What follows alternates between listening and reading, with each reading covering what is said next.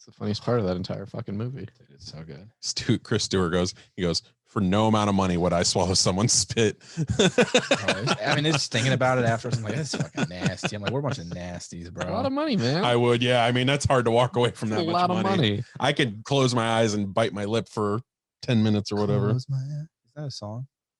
Bite my lip? Like No Doubt or something? I don't know. It sounds like a lyric from a song. God, I'd love to hear her say that.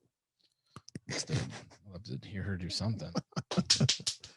Oh, yeah. Oh, yeah. Traffic accident. Run. Beaver County man seeing held for murder. Later. What's going on, y'all? You're tuning in to the highest rated, most listened to podcast to ever grace the airwaves, and you're a better person for listening to us. All right, maybe not, but you're really going to enjoy it anyways. This is Made to Motivate Podcast, and we'll be talking social media hot topics, pop culture news, the greatest in movies and music, and all things sports. Make sure you're following us on social media at Made to Motivate Podcast on Facebook, Instagram, and Twitter, and you can watch the show on our YouTube. Thanks for tuning in. And with that being said, let's get this show started.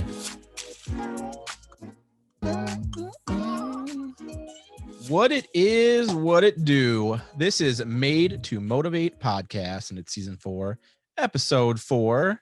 And this is your host, Ryan Weiss. I am joined, as always, by Christopher, the film freak Kessinger. I'm paying attention.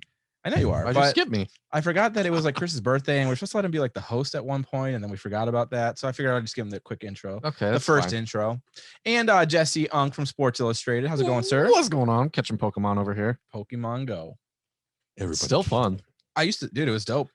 Like it's not as, I don't go out as much anymore, but they made a lot of it remote now. Yeah. So I'm just fucking playing from home and shit. Yeah. So it's going to be me and Chris doing the show tonight. Yeah. I'm just got to beat these trainers real fast. I've made peace with that. I'm your sports host for the night. Okay. Hopefully I'll be Gab here soon. I'll have Gab come on and join us. And want her to replace me? No, co-host with you for our show. We could take a vote. Hey. She's nice to look at. If you're listening, Gab, hey, that poll has gotten 100% that you should come on. So let's make this happen. Do we know her, or is this just something that we've like reached out and conversed about at some point? I somehow came across her on Twitter. Because I followed her on Twitter for a while. Yeah, and I don't know.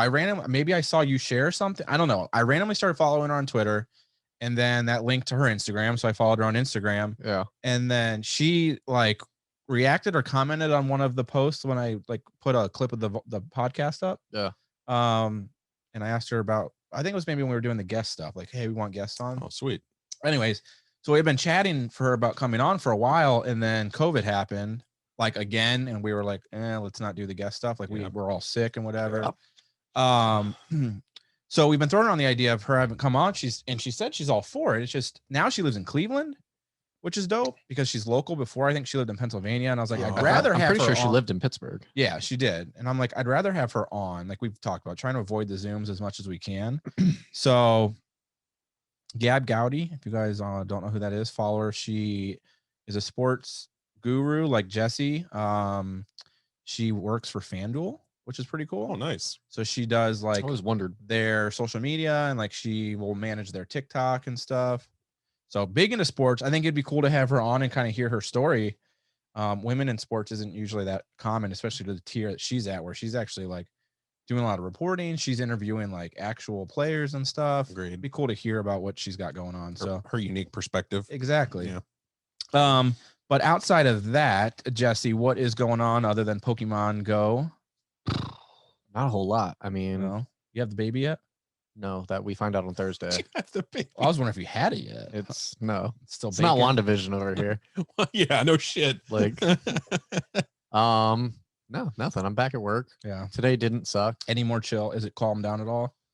It's the same. I just think that last week I hadn't taught or done anything like that for 2 months because I had the COVID, then break, and then we had COVID 2-week delay. Yeah. So going back to a full roster of kids and online and teaching fucking Spanish speaking kids English for whatever reason that I'm doing that. No habla español. I'm learning Espanol a little bit. Yeah. A little bit. But yeah, I've settled in. It felt like today.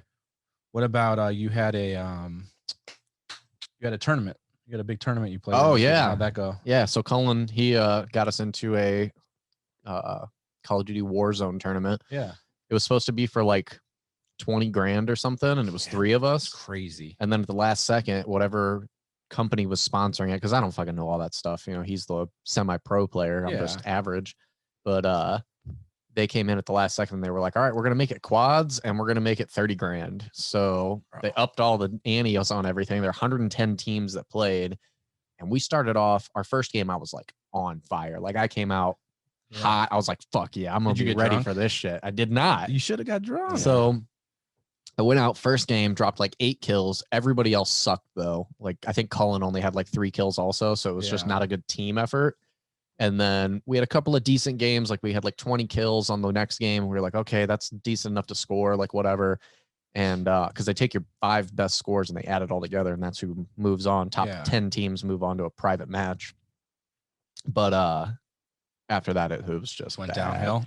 Like Cullen didn't even play well. We didn't play well. Like it was just bad all the way across the board. So then I got drunk for the second 2 hours, and we still just got fucking smashed. Jeez. We ended up finishing 58th out of 110, which I thought was pretty good. Awful, like to be right in the middle, knowing we didn't play well. Yeah. So we're gonna start playing in a couple more. Yeah, that's dope. He like really went out on a limb because I guess they wanted him to play with like his people. Yeah. And he was like, well, this is my first tournament. Like I really just want to play with my friends. Yeah, like, and he pushed for that. So at least we didn't like See what embarrass that him and got come him. in And dead he regretted last. it. Yeah. And he's like, immediately regret this decision. Dude, the G, man. I mean, if you would have played like you played the other night, though, you guys probably cleaned the fuck up. Yeah. I was watching that and I was just because you're the most vocal of the group. Yeah. So I'm watching that YouTube and I'm just dying. Just like, get that fucking shit. There's no fucking, get the door in the back. And everyone else is like, what's going on? They're like all super chill. And Jesse's just like all over the place. Yeah. But do you guys remember that show? It used to be on TV where it would be like the video game tournaments. Yeah. But they it was, still do it. I think it's just got its own network. but it was now. like a low key, like it was like a it's like a game show multi-million type dollar thing, but organization. Is it on now. G4? I don't remember, but it was so fun though. I think it was G4. Now Is that what you it say was? that. They'd play like, I don't know, they played random games, but I enjoyed watching that. It was Halo was like the first big one that That I was one of remember them. because it was like the whole red versus blue and all that shit. Yes. But That was No, fun. yeah. That show was fun. his KD is like steadily creeping up too. Dude, Like, he's I remember almost when like it was 3. like 1. It's almost 2. Oh, 2. He's at like okay. 197 or something like that now. 193, something like that. That's crazy. It's just he's fucking insane. 2 kills. That's wild, man. So 2 kills for every death. Yeah. So if he dies twice, he's gonna have fucking 4 kills, and that's Which like is crazy. That's average. Like I've seen this dude get like, I wasn't playing with him the one game. His highest kill is like 30 something kills, I think. Yeah. And I've seen him drop like 20s. The highest I've ever had is 17 kills That's insane. in a game bro. ever. And then you think about the people who are like ranked 1 or 2 or something like that, and you're like, Bro, I'm do like these guys do anything else? I'm like 0.34%. Yeah. That means I'm getting Dude, I One told kill him for to put every you in death as our order. 4th person I would have played. because you would have dropped that KD average down and we'd have been playing some average people. I would have played. But it was like a last second thing. He had to find a 4th person. So he put Jenny in because we normally play with her. Got fucking outshone by But fucking girl. but fuck it. She's No loyalty. she's about 3 times higher than you on her kill death too. Yeah, because she plays with you fuckers all the time. That's I true. play with whack people. So my kill death sucks. One, I mean, I'm not great. I'm not gonna try and like You say can't I'm even good. walk sometimes. I'm not gonna say I'm good, but the difference is when you play with a group of people you consistently play with, you're gonna end up playing better. You're gonna get more Yeah. kills because you got a team that knows what Chemistry. they're doing. Mhm. I play with just whatever fucking 3 fucks they stick me with, who half the time go off and do their own. So it's me by myself. Yeah. Because I still play, even if they like end up doing their own thing, I'll still play. Like I'll try and do the best I can. Yeah. But it's hard. He's got like all these apps and shit now too that they have. So like he can plug it in as the lobby is starting Yeah. and see if there's a cheater in the lobby. What? Like they'll have all of that person's like reports on there and he'll be like, okay, there's a cheater. We're backing out. And he'll just back Yeah. out right away. See, that's too much. And he man. can tell the average KD of like the entire lobby too.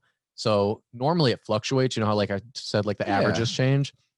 The night that we did the tournament, we didn't have a single game that fell below platinum, which is like his level of Jesus. like play. So Yeah. instead of averaging, we were playing 110 fucking Cullens all All the night time. instead of like somewhere right around like 1.2 or whatever. Something more that's going to be in the realm where you'll all have an opportunity to And it play didn't make any decent. sense because sometimes we've played in lobbies where, like the other night we played one where we were the number 1 team out of everybody in the lobby. Jeez. And it was a low KD room, but like that's still crazy. Yeah. Like we demolished, and yeah, I don't know, it's just wild. Yeah, it's fun regardless. Like I get on there and I'll play for a couple hours and I'll like the other night I played and I had like 7 kills and we won, and it was basically just me and one dude on a quad team, but everybody else went off and did their own thing or died. And I won't, if I play with a team and they do their own thing and die, I won't buy them back. Like I'm like, you're not even playing as a team. I'm not fucking buying you back so you can go fly by yourself again. Fuck you. And I waste my money and then you're not even playing with me. It's pointless. So I won't buy him back. So it ended up just being me and one dude, and we ended up winning. But then sometimes like I'll be awful. You know, I'll fucking just keep fucking dying. And the problem is so when you play and you die and go to the gulag, whatever you win, you come back. If you die and then get bought back and die and get bought, those are all deaths. Those are all deaths on your kill death. Damn. Yeah. See, that's what happens to me sometimes. Like I'll get kills, but I'll keep dying and people will buy me back. So then it's just like fucking death. Yeah. That's whack. We had a game. It's fun though. We had a game the other day. It wasn't during the tournament, but like Jalen's better than me. Like his kill death, I think, is like a 1.2 or 1.3. Yeah. And for whatever reason, he was just having a fucking night. And he died like 7 times in a match. He's like, I just can't stop fucking dying. Yeah, like dude. literally 7 times. It's I was just like, infuriating. bro, what are you doing? Thank God for strategy games like that, because the way they used to do competitive gaming, you know, it would be like judged on points pretty much. Yeah. Like if you had a game like Super Mario 3, for instance, you can only judge that on points. You can't really judge that on who did it better. Right. Yeah, that's true. Yeah. I don't know. It's super fun though. I enjoy playing it. I just need to get better.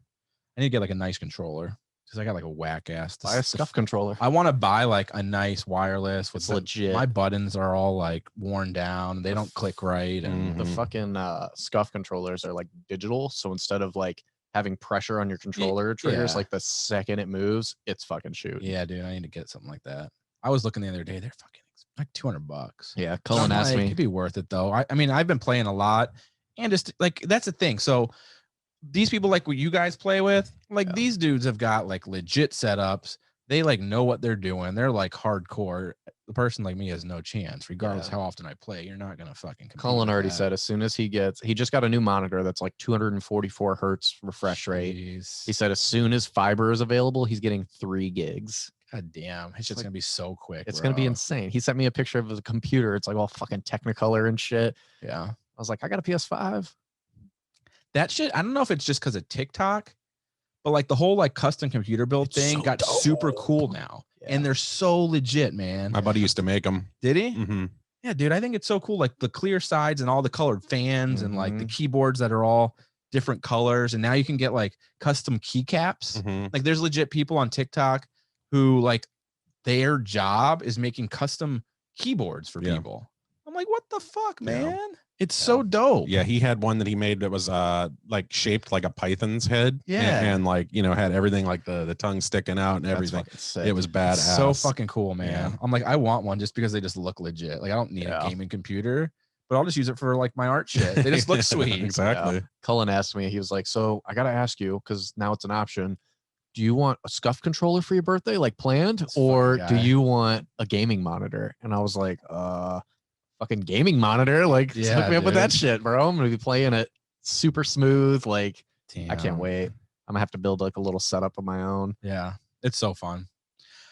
Way off topic. That was our, okay. So Chris, what's I was new, like, go all night. I'm cool with that. What's new and exciting from last week? What do you got going on? Well, the down part is I went back to work today from vacation. It's always the worst, you know, especially Mondays. Found out nothing was done. So that was a great day. Hey Chris, we left all this shit for you for the entire week. That's pretty much how it goes. And I'm just sitting there like, you almost have to applaud just because of how amazing it is. Like, man, you worked a whole week and didn't get one fucking thing done. Like, bravo. High five. Yeah. Employee of the Month award. On the good news, we like that. So I think it was 2 months ago, I said on the show that I bought steel doors for my mom's house, security doors for Christmas for her. We finally got them in this week. They came in on Saturday to Menards, and we called our contractor who we hired for the job, and we said, all right, go get him. And he went and got him today. We're going to get him on tomorrow. Dope. That took what, a month? A little over. Well, you ordered them before Christmas. We so got 2 him months? November 23rd. I placed the order on November 23rd. 2 months later. Did they come from Ukraine? they should have, man. They should have been made of beer flavored nipples too, for not only what I paid for them, how long they took. What about a buttery nipple? You ever had one of those? Yes. Fantastic shot. Yes, I have. Oh, bro. I don't drink that super sweet shit. That's like a hangover waiting to happen. We're just talking about having some fucking And that's on fruity the pinky up beach. drink, bro. It's on the Just take him to the beach. Tropical drinks So have on a the buttery beach. nipple on the beach. What It's better not a thing is tropical that? drink. It's fucking butterscotch. It's sweet and The other thing, Yes. I am working on something for my website that is going to be big if it happens. The only problem is I'm not going to say what it is until March. Not even us. We don't even get to know. I can't, because if it doesn't happen, I'm going to fall flat on my face and it's going to be humiliating. So I got to wait until it happens. Not until March. You just had to set that out there too. Just make us have to fucking worry. And Is think this like about can you give us a hint? Like, is this like a collaboration or is this like a financial thing? It's what's the way I can put it? It would be like a prestigious award, pretty much. it? Ooh. Yeah. Is it for Gile? Fred Gile. It's not a At first I thought you said for Gile. I'm like, no, that movie sucks. not a team up with Evan Poole. No. You gotta block that dude. No. We gotta figure out some way you can block that guy. This is actually something that would be great. If it happens, it would be amazing. That's That's awesome. cool. March 1st, you're gonna tell us? Well, March 1st is when I got to be careful my wordage. Yeah. March 1st is when it would start. Okay. I would probably know by mid-March whether or not. Dope. Well, that's cool. Somebody's getting put into the academy, I think. Ooh, Ah. hey. He's not gonna say anything. He's not going to say. not gonna budge. That face is like, oh my God, he's a fucking mind reader. Oh shit. Almost clotheslined yourself. There it Damn, goes. bro. There, bro's broken. This fucking Ukraine guy. Good thing it was free. I finally got my Christmas gift from Jesse. He literally spent nothing on it. This was free. I spent on it Jesse's and then I cheap got ass. it reimbursed. He like re-gifted this to me from somebody. No. So the story, all right, for everybody watching, it's a You even gave me For a the people- fucking battery for it. for the people listening. You didn't, whatever. Battery's not included. It's on the fucking packaging. Got him a record. It's a clock. It's a record cut out so that it looks like Back to the Future. And there's all these little designs and shit in it. Cost me like close to $80. I order it from the Ukraine. $80 Ukrainian, so 5 US. No. 10,000 rupees. Fucking I think that's like $2. Yeah, dude. But then I bought it on Etsy from some dude, fucking Igor or some shit. I don't fucking know. And Jeez. as soon as I buy it, he takes his site down. And it's like, the buyer you were looking for cannot be found. I'm like, this fucking dude got me. So then I'm waiting, and because it's saying like it's shipping, and it says that it's like shipped out in Ukraine, but it doesn't Right. move. Like it's in this center for like a fucking month. Yeah. I'm like, all right, this dude got me. Like I go in and I do my little appeal. They send me to PayPal to do it. Right. PayPal got me my reimbursement in like a week. 2 days later, this arrives on my doorstep. So free clock. Jesse kept the money and gave me the free clock. Right. So hopefully, Because so that means next year you're gonna it's buy the my thought gift that plus. counts. You're gonna That's buy the my saying. gift plus a little bonus with the extra money. Oh. My birthday's coming up soon. Well, so Valentine's when's your Day birthday? soon. When's your birthday? I don't know. Valentine's Day is the reason I'm keeping the extra money. Yeah, this fuck. Meanwhile, in Ukraine, that motherfucker. He's a motherfucker. I send it. I tell them I send it. He listens to the show. I was like, this fuck. We do always get like one from Ukraine. It's probably him. This guy. Oh my god. That'd be cool. When did we record? Thursday? Yes. Thursday. Yeah. So what did I do since? I did a lot of drawing. We talked about Bernie. So I did that sticker. I don't know if I had the sticker up when we recorded the show, bro. I've sold a ton of those. Yeah, that thing was I've perfect sold timing. so many of those. At the time we recorded, I hadn't gotten contacted about that shop in Kent. So there's a store in Kent that's going to start selling my stickers. Yeah, how did that happen? Is that They somebody you messaged- know, or They messaged me on Facebook, and I don't know if they just saw someone, like a friend of a friend shared a post and they saw it, yeah? but they messaged me and they were basically like, hey, love all the stickers you're making. Would you be interested in wholesaling them to us so we can sell them here? Yeah. So they're doing like 7 different designs. They're going to sell to start off with. Are you just going to send them the design and then they'll No, produce, I'm or gonna, are you going to I'm do gonna everything provide how them, you will? I'm going to provide them the stickers. So they're buying them in bulk from me. So I'll just drop off however many they ordered of each design, and then they'll package them, sell them, label them, however they're going to do that. Spoiler, that Bernie sticker is going to be the biggest thing you've ever sold. Bro, it's already... Not if you make the Mahomes Brady goat sticker. I do need to do that.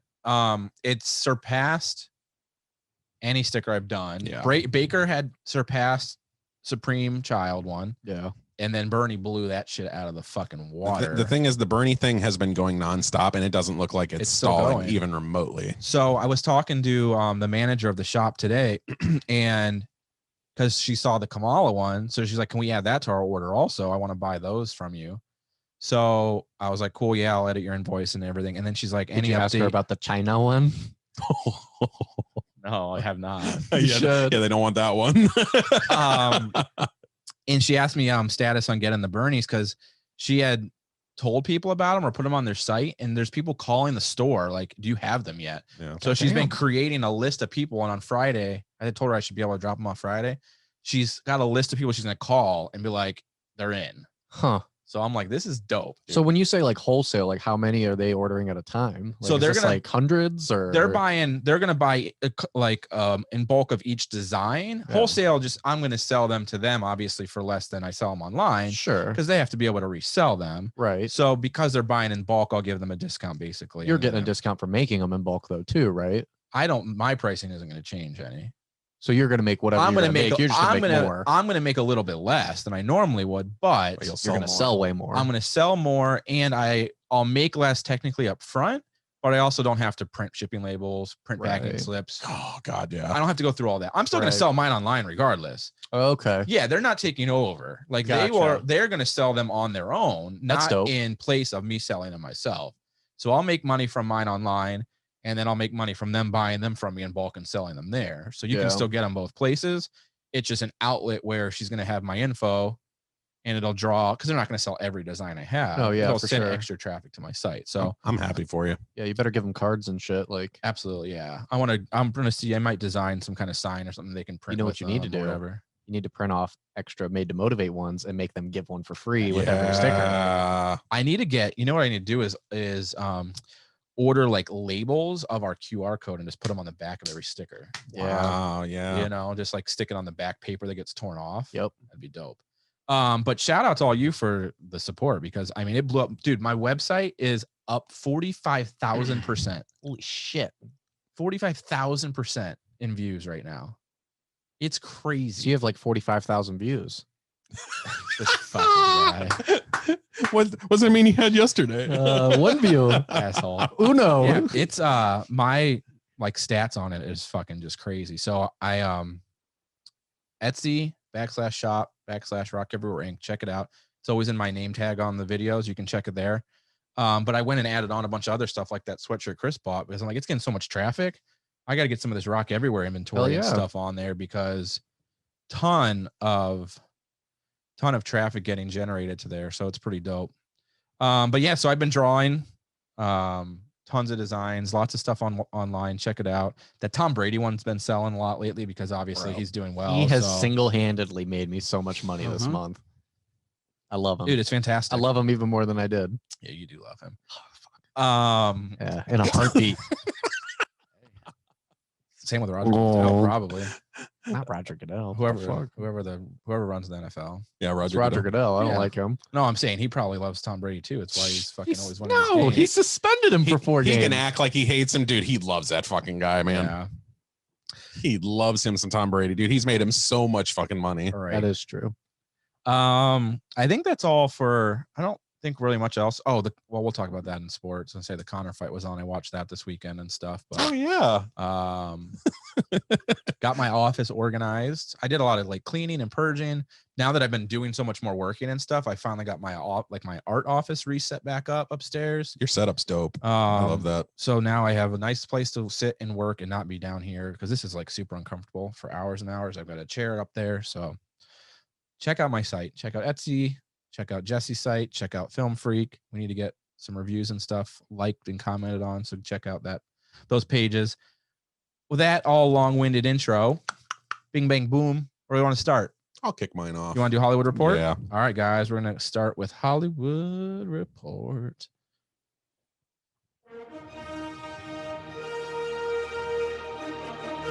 Oh my God! My God! Okay, it's happening. Everybody stay calm. What's the procedure, everyone? What's the procedure? Stay calm! Wait. Everybody calm down! Two Steve, assemble! You said, "Oh my God!" at first. I thought that was like a new part to the recording. Oh, you didn't think that was that? Yeah, I was like, "What the fuck?" I'm good like that. Christopher, What's going on? Christopher, the billiards champion, Kessinger. I like that. You are a very wise man. Yes, sir. I appreciate that. What's going on, man? What's up with Hollywood Report? Well, we got a few things to talk about this week, but as usual, movies have been delayed. Two big ones, especially, are Quiet Place Part 2, which has been moved to September 17th. Whack. And Bond's newest movie has been moved to October 8th. Okay. What were they before? They were like July films, weren't they? Well, Quiet Place was April, and Bond was going to be May. Yeah. Fuck. Yep. Dude, I just want to see a good movie in the theater. I want to see that Bond movie. Like that Bond movie looks dope, Yeah. bro. Yeah. A Quiet Place at this point, I'm like, it's fucking getting on my nerves. Like it's like was it Black Widow? I'm like, dude, either drop it on Disney Plus or get rid of it. I don't care at this point. The hype for that isn't going to be like the hype for that is slowly starting to dwindle. Yes. The more and more I see a preview of it, I'm like, cool. I didn't care much for that even before all this shit happened. Right. So now it's like, fuck it, just scrap it and let her die. Right. I'm sold on that just because of ScarJo. I just fucking love ScarJo. Right. And I like her character, but like to Jesse's point, that it wasn't like a top tier one where I was like, I gotta fucking see this. Go back and watch Iron Man 2 again and look how hot ScarJo is in that as no. Black Widow. I agree. And now it's like nothing. No, it's not even close anymore. Like I'm not attracted to her first overall in the MCU anymore. Yeah, no, bro. Chef. I got weird The taste. Chef movie. Chef. No. She No. is So fucking it's funny you said that because bro. when he said Iron Man 2, I was going to say yes, but a close second Chef. is her as a brunette in Chef. Man, Yeah. she looked so good. Damn. Little Are her star tattoos. her and John Favreau are like a thing in that movie, Oh, yeah, they right? fucked. Yeah, Okay. they are at least to start the movie. Yeah. Yeah. He thought so. fucked her after he made pasta. That pasta. Macaroni cheese in a pot. Macaroni in No. a pot. It's Yeah. not macaroni and cheese. Macaroni in a pot. It's pasta aglio. This guy. Shit, man. So we got what else? Anything else delayed? Those are the two big ones. They're talking about more are going to come, but they're like lesser films, just studio films where they fill in the gap. Yeah. In bigger news, Harry Potter, a live action TV series is in the works for HBO Max. Details have not quite surfaced about this property yet, but they are talking about it could be a prequel series. So, I don't know how I feel about that. I mean, yeah, it's got to obviously be something. Everyone's grown and old at this point. And we've already seen pretty much everything that, for those years. I don't know. We'll see how they do it. I'm a big Harry Potter fan. So, Mhm. I mean, it obviously won't be the cast, they're too old. It's gonna be whack. Think so? Yeah, I hate it. Yeah. Everything that she's ever done outside of those 7 books has been trash. yeah. So if this was like any other streaming, if this was for Hulu or anything else, I would have no confidence. I think because it's HBO Max, I think they're going to take their time and be careful with this. Do you think they get like the HBO R-rated feeling to it? Like it's dark Like and an violent? edge. Because I'd be cool with that. That would be interesting. Yeah. Do you think they could do that as they were kids? Because it's a prequel series. I mean, well, there's no prequel. I don't think it'd be prequel for the kids. Okay. If they did it that way. If it's a prequel, I would think it would either be like what they're doing with Game of Thrones, where they'd go all the way back to like the founding house members and tell their story, or like maybe you get like a Dumbledore show or something, but like there's no story for the prequel of Harry, Hermione, and Ron. Like Harry's in a fucking closet being tortured every day. Ron's poor as shit and can't do anything, and Hermione has fucking muggle parents. She's just living life like us. So and that's the thing. How do you fill in the gap with that though? So obviously if there's no literature that this prequel series is founded on, how do you fill in the gap? Is that still by JK, or do they bring somebody else in to do it? And that's the biggest problem, because she won't let anybody independently work on shit. She has to have her hands on it. And she is the worst person in the world when it comes to retconning her shit and trying to make things work where they don't, and trying to act like she never like had something in mind. Like she'll say that she had something in mind from the very beginning in book 1. And it's like, no, the fuck you didn't. It doesn't make any sense. Yeah. And then she's just like, no, I made it work because of this. I can't stand J.K. Rowling as a person. She made the greatest book of all time, but she's a fucking twat. I've read some things she said, and like, yeah, I gotta say, like the genius doesn't match the person. Yeah. So side note, You know, I've only seen the first 2 Harry Potter films. Unfortunately. Yeah, we've established 2 this worst point. films you've seen. Yes. So my buddy, his parents are selling somewhere in the neighborhood of like 400 movies. It's their collection, and he, Harry Potter. he taped everything that's on there, every single Harry Potter movie. He said, "Do you want them?" And I'm like, Yes. "Yeah, Yes. I think I'm going to, just because like once I finally do those like in a week, I want to watch one a night. I think there's 7, right? 8. Eight. The 7th is cut into It's 2. broken 2 parts. Okay, fair enough. The last 2 are 2, aren't they? No, just the number 7. Oh, I thought the last 2 are 2 parts. Because I'd like to do them and do like quickie reviews for each part and just kind of have them up maybe like 500, 600 words. Yeah. So I could do a quickie review with Hermione. From which movie? The last one. She's 17 in that. The last movies? Yeah. No way. Yeah. For real? Yeah. No, she's not. No, she's not. She's Like, like, you fuck. There's no way. she's like your 20. She's only like, no, she's like 18, I think. They almost put out one every single long as year. she's Like, I think 18. that she's barely older than her character at that point. The best she looks, Emma Watson, is in Wallflower. which one? Perks of being a wallflower. Fuck, you got me beat there. I was gonna say something else. Yeah. What were you gonna What was say? yours? I'm done. What was yours? I was gonna say Greta Gerwig's Little Women, the one that came out 2 years ago. yeah. She looks fucking great Perks in of that being a movie. It is. Wallflower, Yeah, it's though, perks for me bro. too. Yeah, I love that short haircut and that. Oh, yeah, that's good. She's the perfect girlfriend. In other news, video game news, selling 10.2 million digital copies in December of 2020. Cyberpunk 2077 is the biggest digital game launch of all time. Bro. Guys, The biggest letdown of I all know. time. ooh, so you played it? Didn't like I've it? not played it. I I just just have issues though. I specifically did not buy it because of all the bugs and problems that they have made. Like Mhm. they put out a game that was probably 85% completed. Yep. But those 15% that was wrong was just like the way that this was marketed. It's been marketed for like a decade. Mhm. People were talking about how this was going to be this immersive, incredible thing. And it was supposed to be like an open world where thousands of people could interact. You could literally do anything. And it literally looked like fucking Blade Runner 2049. Like Everybody it looked tries like to that in capture real that life. formula. Yeah. And like just the interactions and everything that they said you would be able to do was just insane. And then I started looking at all these bugs, and there's stuff like a dude threw a grenade into the street and like 100 people get out of their car simultaneously at once, and people like spliced that with La La Land on the freeway and they all started dancing and shit. It was great. But like that type of stuff takes you out of it. Like if I want a game that's there because of the immersiveness, You're right. I don't want anything to take me out of that. But that's how I am with a movie. So like people wonder why I'm such a dick when it comes to the smallest little critiques. Right. So like that's how it is for me. Like I am in this world. This is why I like to go to the theater. I get away from everything going on outside, and I want to feel for 2 hours invested in what's going on in the screen, even if it sucks. Yeah. I'm in that world now. And if I see even a hint of like post-production or production, anything on the side that I shouldn't see that I'm cut off from, that's it for me. I'm done. Same thing with me. The biggest problem for me with movies is whenever I can tell that there's green screen, even when Yeah. it's good. If I can tell even a little bit, I'm like, well, fuck. Yeah. That looks like shit. You couldn't fix that in fucking Yeah. post-production. Yeah. So I definitely get what you're saying. Other news, this kind of got brought to me online, and I kind of wanted to discuss it with you guys.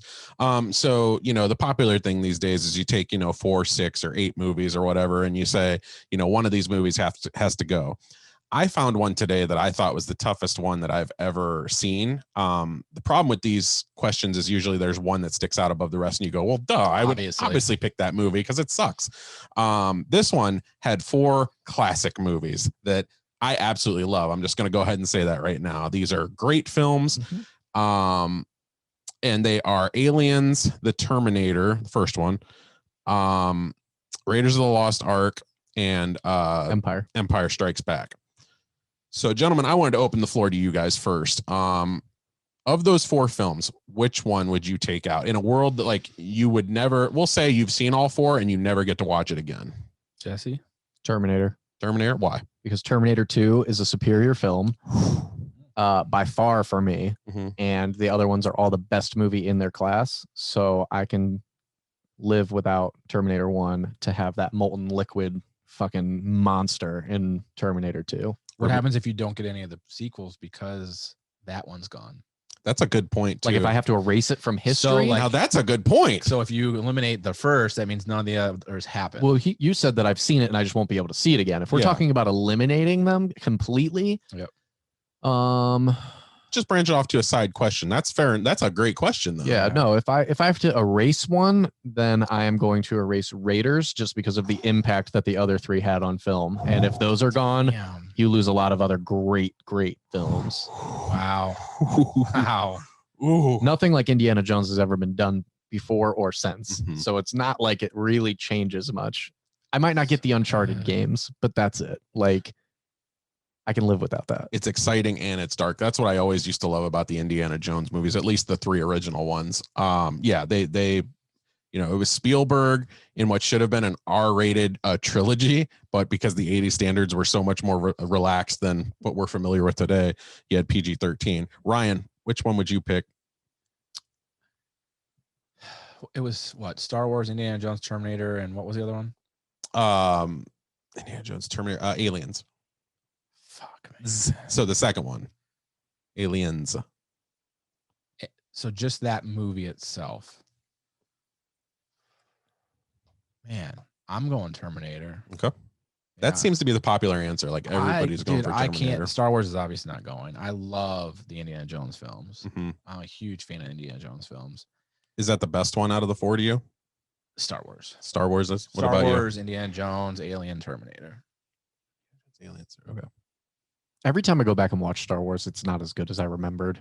So, I mean, Aliens is probably the best to me, but I do love Raiders. Mm-hmm. Raiders is so good. Mm-hmm. But Aliens is just so fucking ahead of its time. Like everything in that just looks so good. Yeah. You don't look at that and go, oh, this is an 80s movie or 70s movie, whatever it was. Like, it's the fucking future. Like, it's so good. I guess the way I think about it is if I'm going through Netflix or something or whatever, and I'm going to turn a movie on, what do I turn on consistently?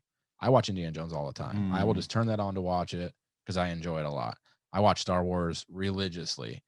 I don't remember the last time I turned on Terminator just to turn it on and watch it. Yeah. You know, and Alien, I just fucking loved those movies. Like, I mean, I enjoy Terminator a lot, but I don't like, it's not a movie that I go back and just watch to watch it. Yeah. I get what you're saying, like longevity wise, like what it created and brought, it would be a hard decision. But if I just have to get rid of one of them, that would be mine. Yeah.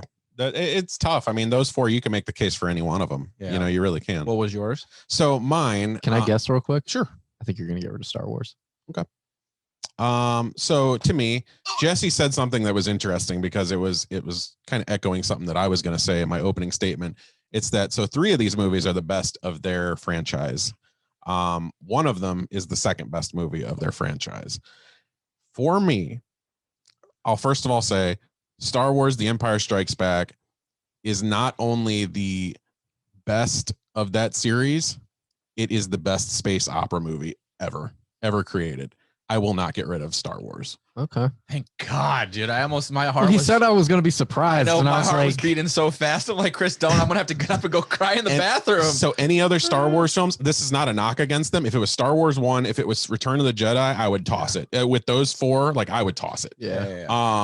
Empire Strikes Back is the one that not only I've seen the most, it's the one I rewatch all the time. Yep. It's got such a cliffhanger ending that I love that going into Return of the Jedi, and all Return of the Jedi had was a bunch of Muppets.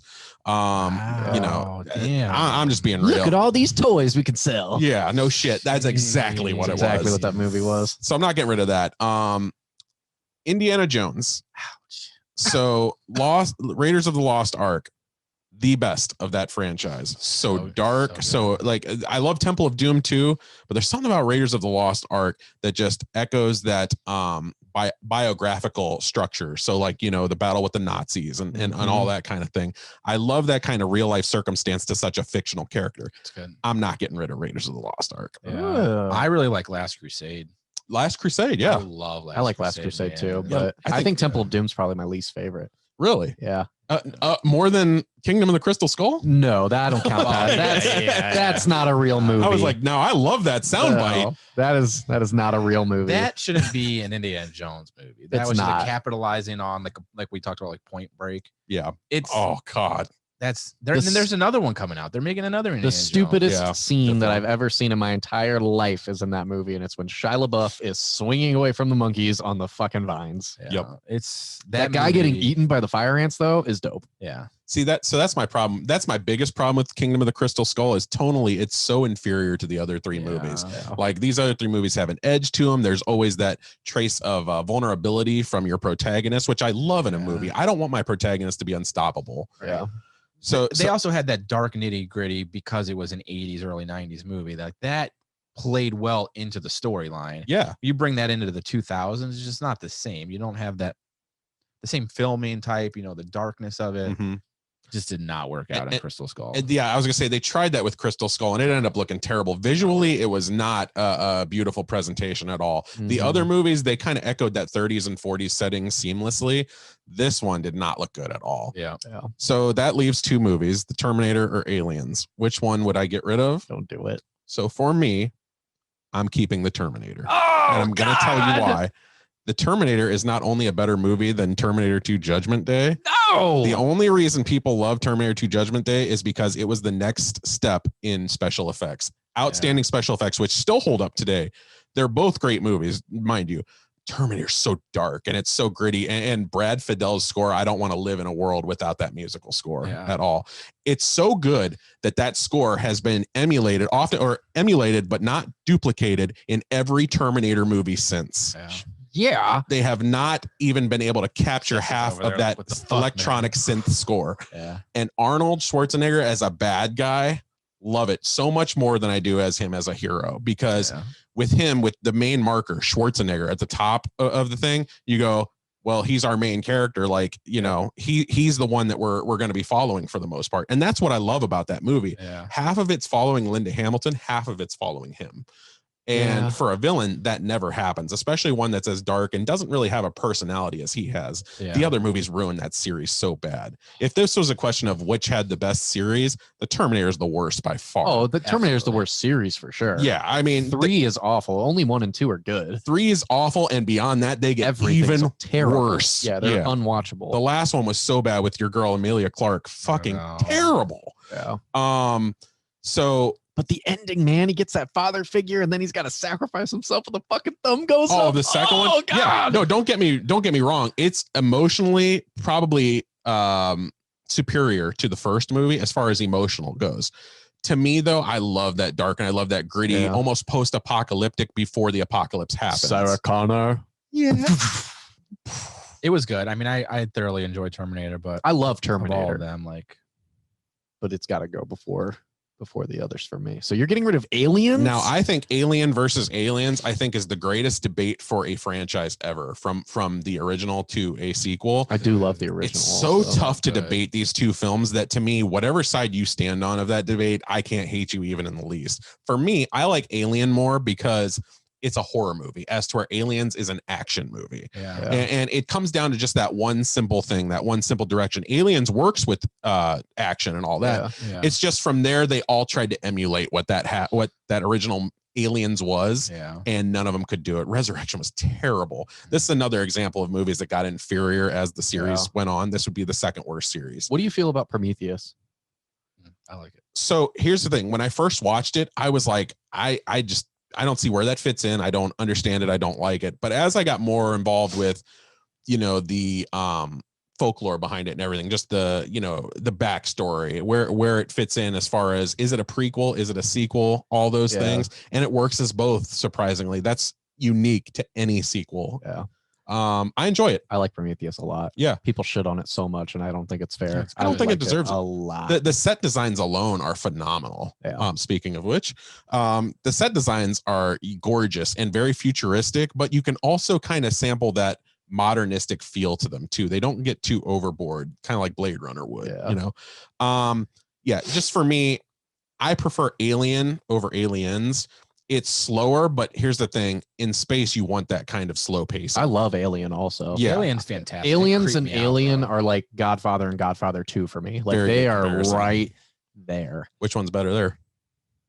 I like 1 better than 2. Yeah. And I know a lot of people say 2 is better, but yeah, it's tough. 1 is just so, like that 1. ending scene is so perfect in The Godfather. Killing off everybody, taking care of it while you're getting your kid baptized. It's fucking ruthless. And you rewatched the third one recently, right? I did, and I watched it on the director's cut, which it was good. It's not nearly as good. Right. Even with his tweaks and stuff, it's not nearly as good as 1 and 2, but it was good. Mm-hmm. That's probably, I don't know if it's the best trilogy ever, but it's fucking up there.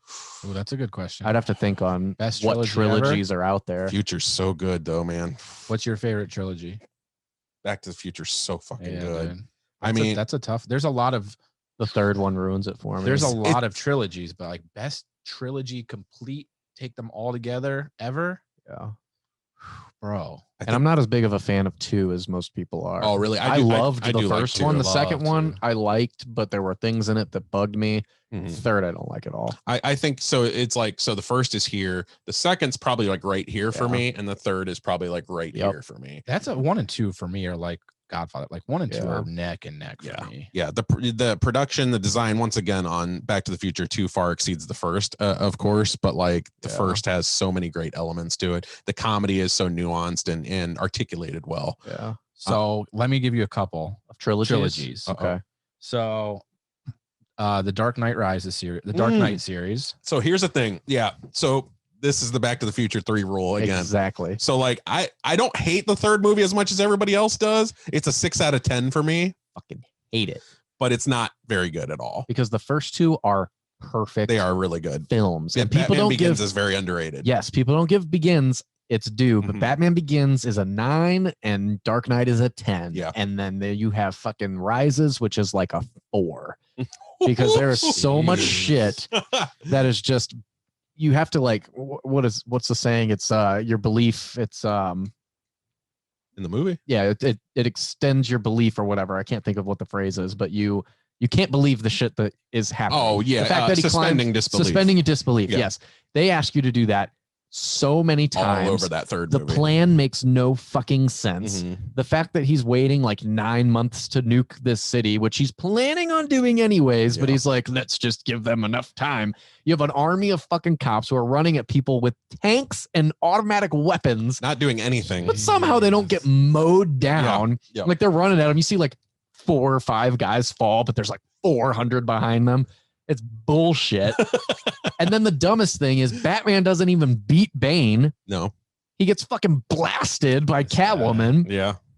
who shouldn't be in the movie to begin with. But all of a sudden, it's a love interest. There's no reason for them to love each other. I at the hate that end. twist. I hate It's that fucking twist. stupid. Damn. It would have been better for him to be dead. That would have been a great send off Yeah. for Batman to save Gotham in a nuclear explosion. But no, he's going to just go, and Alfred happens to stumble upon him like all these dreams and all this other shit. Robin is in it. He just knows Batman because he saw the orphan pain in his eyes whenever he came to his orphanage. It's bullshit. It's awful. It's fucking trash. Were you saying it would have been good if Batman or Bane died? It would have been better if Batman defeated Bane Right. and then died in the nuclear explosions while saving it. Because I The think whole fake out is dumb. it would have been cool if they killed Bane. So like for me, you look at the first 2 movies and like Scarecrow and the Joker, like he kind of just lets them go. Like or he doesn't Yeah. let them go, but like he serves them justice. Okay. Right. This could be the movie where Batman is so involved in this. This is so personal to him that he goes beyond and he kills Bane. Yeah. This would be the emphasis on the character. of I'd have been okay Batman. with that. Yeah. And like, it's just, I don't know, man. I had so many problems with that movie. I understand. Like the first time I watched it, I was like, that was really cool. The action was great. And then I went back and watched it again. I'm like, this doesn't fucking make sense at all. Mhm. Jeez. There's some You're fun telling me, set you're pieces. telling me a 4-year-old made a 15-foot jump up a cliff that Batman, the world's greatest ninja trained by fucking Ra's al Ghul, could only make once out of like 30 tries. Well, how do you Get feel outta about it? Damn, I set a fucking fire under Jesse's ass there. I hate that movie. I love it. I like it. Jesus. All right, I'm gonna give 10 trilogies. Okay. Let me get through all 10. Sorry. Before you fucking have a heart attack. Sorry. All right. I'm going to say above or below because my favorite trilogy, I think, is probably Godfather. So I'll just Okay. say above or below for that. that's cool. Do you know what your favorite is offhand, Chris? Approximately. Off the top of your head. I don't, roughly. but off the cuff? I'll hear it through these. Let me I'm just see gonna if- give 10 random ones. Okay. So the Evil Dead trilogy. Below. I don't like Army of Darkness.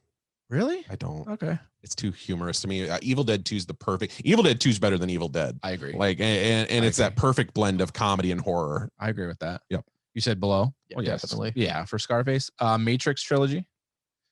Way below. Yeah. Only the first one is First great. one's great. Second one's good. Third one's terrible. Third one has one good fight scene. Okay. Wow. And it's not whenever he's fighting fucking 50. Oh, wait, no, that's the second one. Yeah. Second one is when he fights all the agents, right? The third There's one, like they're just hundreds of standing them. there, remember? And they're like Yeah. Superman fighting each other back and Stupid. forth. Yeah. We already talked Indiana Jones trilogy. So Indiana Jones trilogy. The trilogy, great. Yeah. Like, as a whole, if you kick that fourth movie out, that would be even better. yeah, I think I'm just the original trilogy. Slightly below, but it's fucking close. To Scarface? No, Godfather. Scarface. And that's what I mean. Yeah. Godfather. Really? If you're just going the three movies, Just the original three. of the four you've read so far, I'll take Indiana Jones. That's the best one. Keep going. It's though. the best that we've read so far. Yeah. Okay. Bourne trilogy. Indiana Jones is better. Yeah. Third Third one of that was bad too. A lot yeah. of places can't finish their trilogies. Fourth one was weak too. Just Born, very weak. The Godfather, we already said. Yeah, That's not Toy Story trilogy. Don't care about it. Well, this one, like I'm the polarizing vote here. Hates it too. I hate the third one. I hate Yeah. the second one. Yeah, Everybody loves the second one. I hate the second one. I'll do you one on that favor. Like the second one is just a reincarnation of the first one. Yeah. Like from the structure to everything about it. It's Yeah. just the first film. That's third out of the ones we've read so far, but it's I'm fourth. I'm still going Indiana. You're going Godfather still. Godfather's one for me. Godfather 1, Indy 2, Dark Knight 3, Toy Story 4. Okay. Everything else is Back to the Future. This is a tough one for me. So like, it takes over 4 and Toy Story moves down. That's fair. those first two films are so good, man. The third one is so bad. Okay, I'm gonna throw an original Star Wars trilogy into that as well. I'm gonna go Indiana for now. Okay. The original 4, 5, and 6. For Star Wars, Yeah, 4, 5, and 6. Godfather, Star Wars, Indy. Everything else moves Godfather, Star Wars, Indy. Okay, I like that. You really like the Godfather. down. I love the Godfather. It's 1 and good. 2, I think, It's are good. perfect films. I'm going Indy just because we're not including that fourth film. Yeah. Like, so to me, of the 6 films between Star Wars and Indiana Jones, Mhm. Return of the Jedi is the weakest film of those 6 I films. love Return of the Jedi. Lord of the Rings. Oh, Not for me. fuck. It's never been for me. Oh, man. Oh, God. I understand. I understand the appreciation, everything about it. Yeah. Like it deserved the Oscar. The third movie did. The first 2 deserved Oscars that they didn't get. Mhm. Oh, fuck, man. That's a good one. Were they even nominated for those first 2? No. Like sound. That's about it. Like sound and That's third. it's still Wow. indie It's for third. It me. moves Indy down. Jeez. Last one. Ooh, last one already. Because I'm just gonna do 10. Yeah.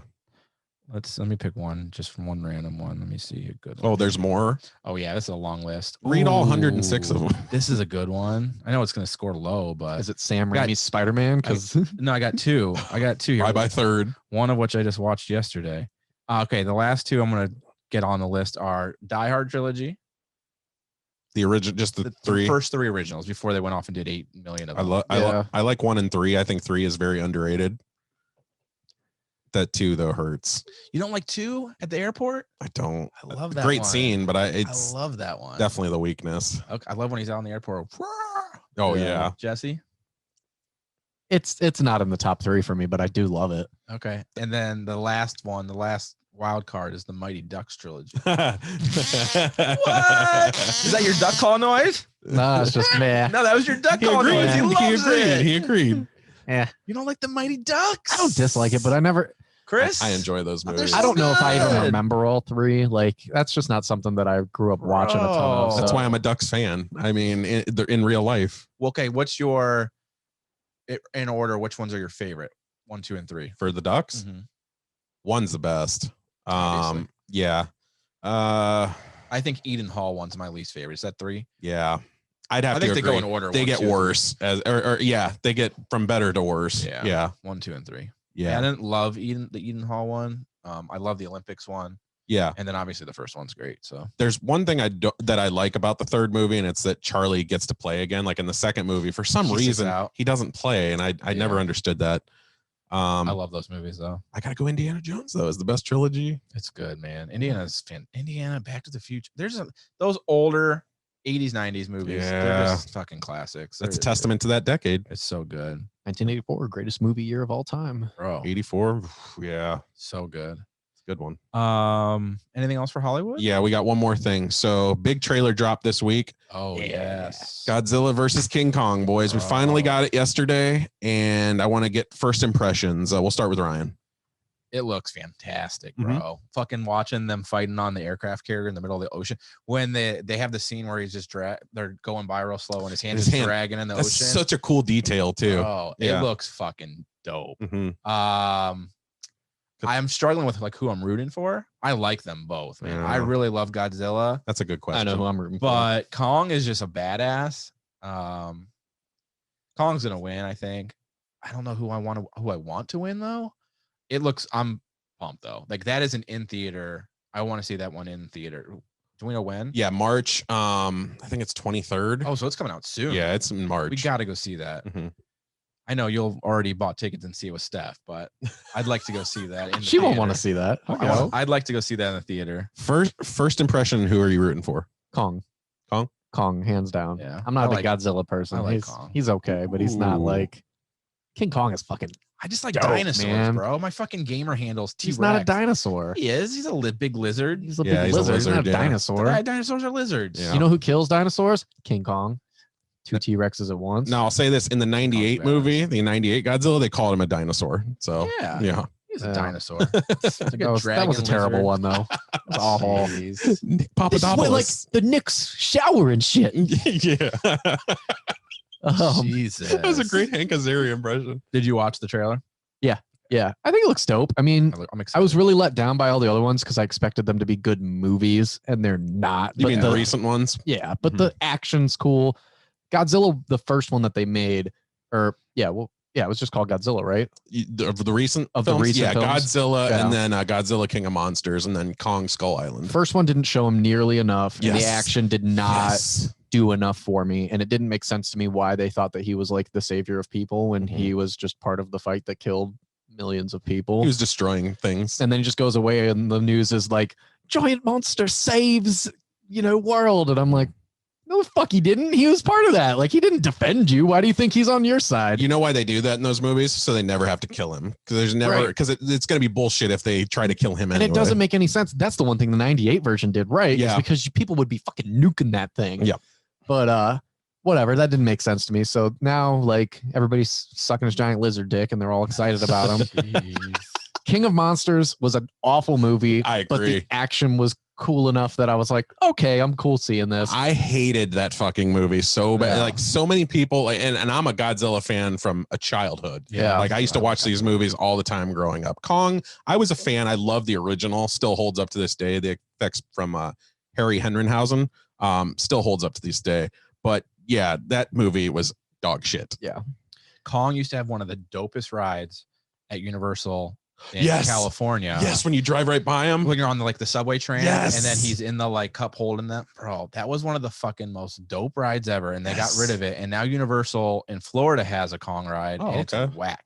Is it? It's Skull Island, is that what it's called? Yeah. It's a Skull Island ride, and it's a 4D. So you're in a safari vehicle going through, and you go through the caves and stuff, and then it's like on either side of you are 3D movie panels, and you see him battling the dinosaurs, and your truck's moving, and he hits your, but you're just watching it. Yeah. Whereas that one was you're going through the city, and you see this big fucking gorilla just come out of nowhere, right there staring at you. I'm like, what the fuck is that? At the end of the Skull Island one, they have him that, not in 3D, but the actual, and it looks so fucking dope. I mean, he's as big as this room. It's just his head.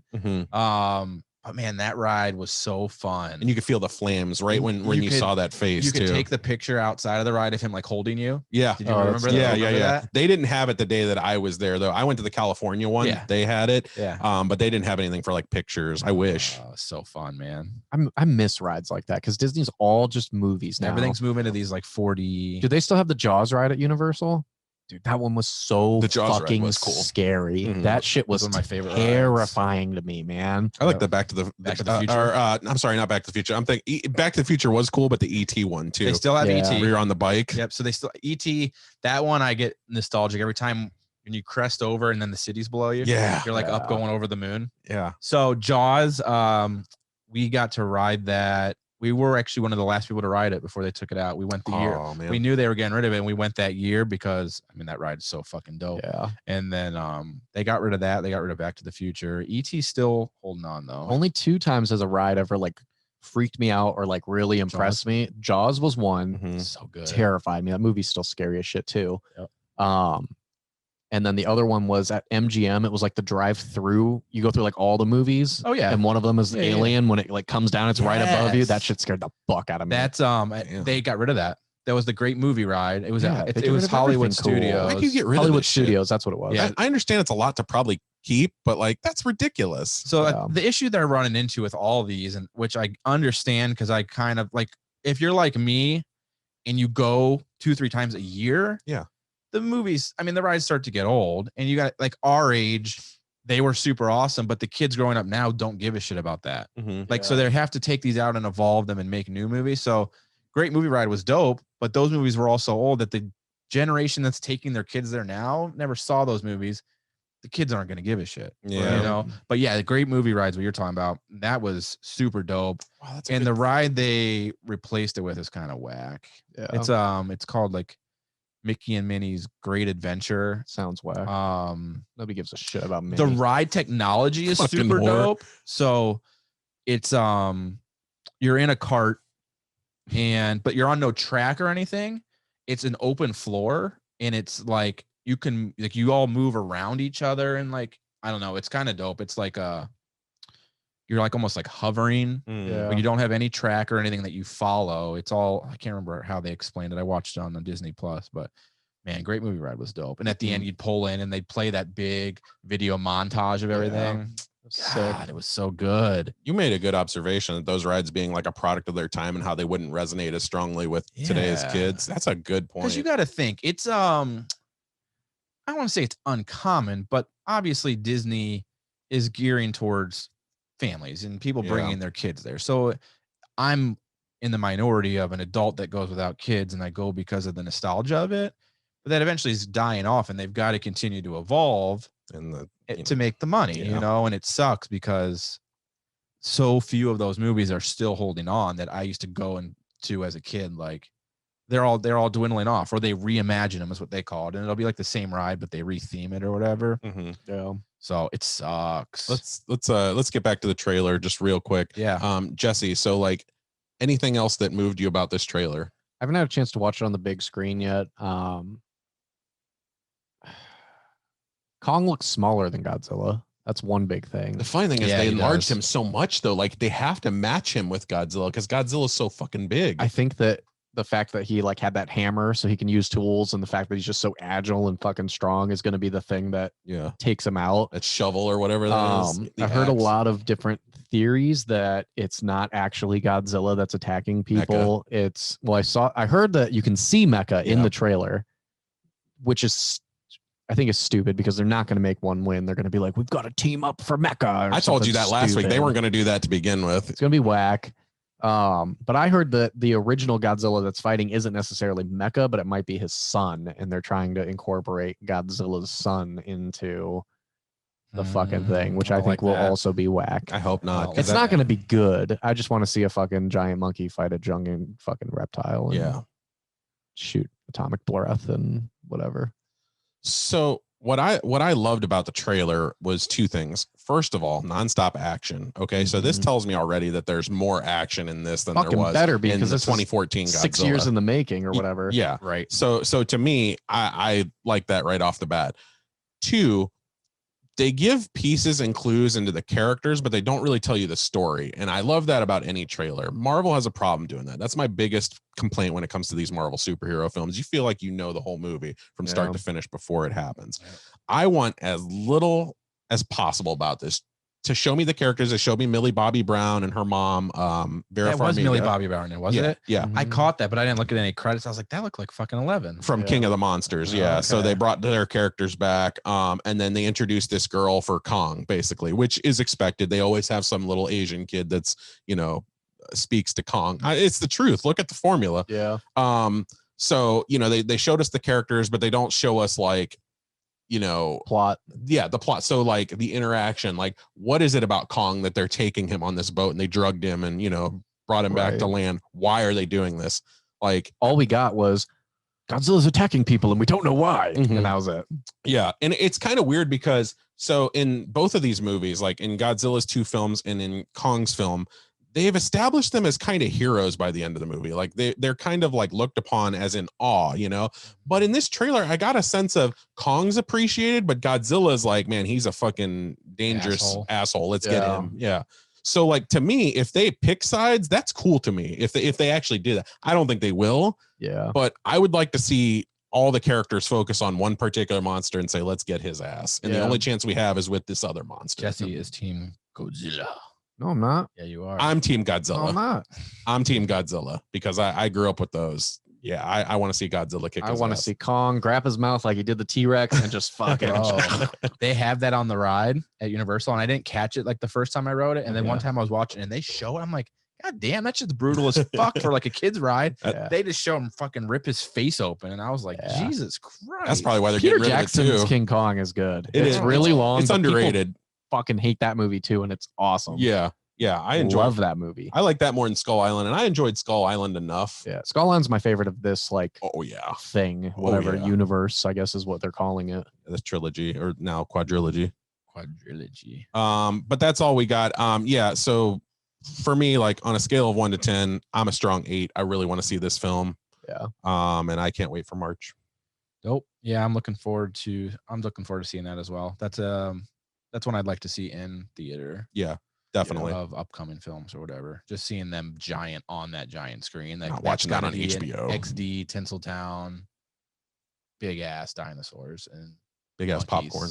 Yep. And a big ass popcorn. We want to do sports or locker room? Sports. We'll do sports. We don't got much for let's get social. Swung and lined to deep left field. It is! He's like any chance of catching Tom Brady's greatness. Run, William, run! 20, 50. Iguodala to Curry. Back to Iguodala. Up for the layup. Oh, blocked by James. LeBron James with the... This is locker room talk. Some reason the dude is back.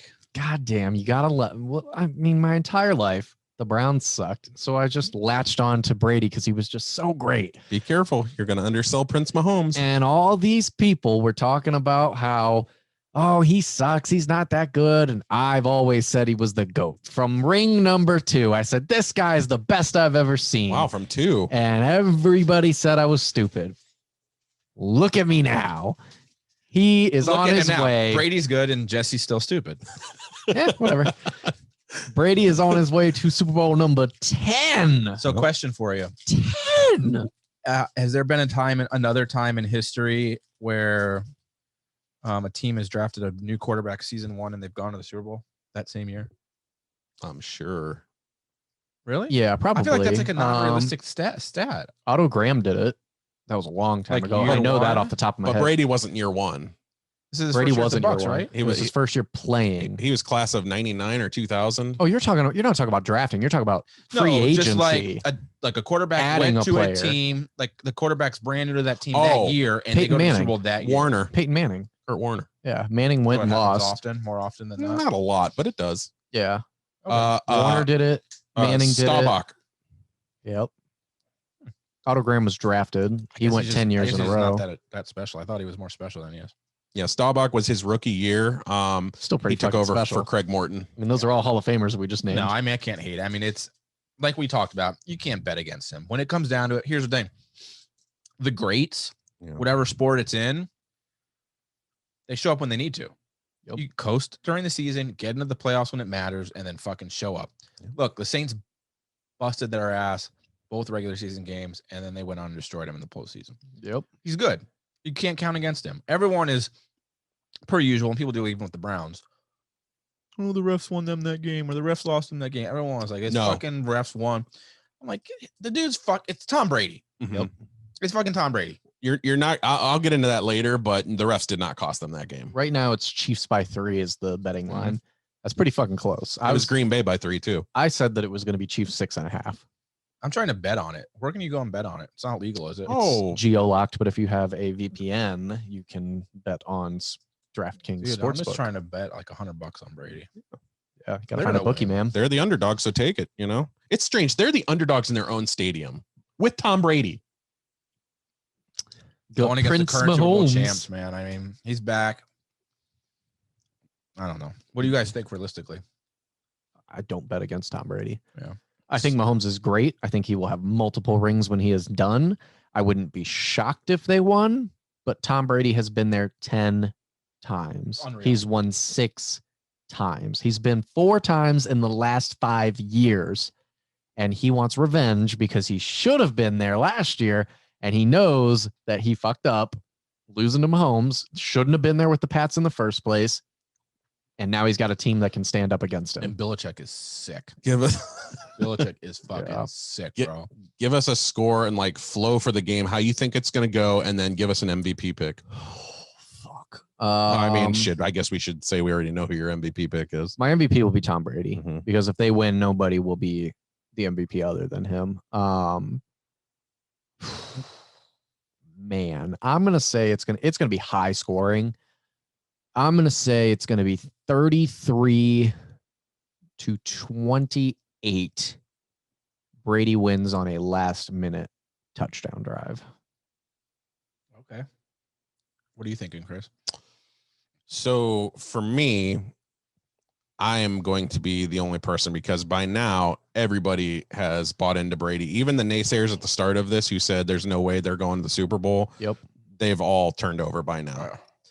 If it was any other team, literally any other team in that AFC, I would have said Brady's got this. It's done. Yeah. Forget it. I am going with the Chiefs. I don't dog that. And to me, I am just like Jesse. I see kind of a shootout going on. Now, Tampa has a far better defense. By far. But their front line is insane. But Kansas City's offense with Tyreek Hill specifically creates tons of matchup problems for that defense. Yep. There is nobody on that team or in the NFL, I think, that can guard Tyreek Hill. He's too quick. He runs a 22-mile-per-hour run. He might be the fastest man in the entire world at this point. And Usain's old now. I mean, I think he might be able to. Definitely in the NFL, though. For 100% in the NFL, yeah. But he might be the fastest man in the world. But I see this game going kind of a back and forth affair. I'd like to see, I think Tom Brady will probably jump out first. Mahomes usually takes him a little longer to get started. As we saw, they fell down 9-0 to Buffalo early on. Yeah. It's almost like Mahomes has to get energized into the game to finally feel it.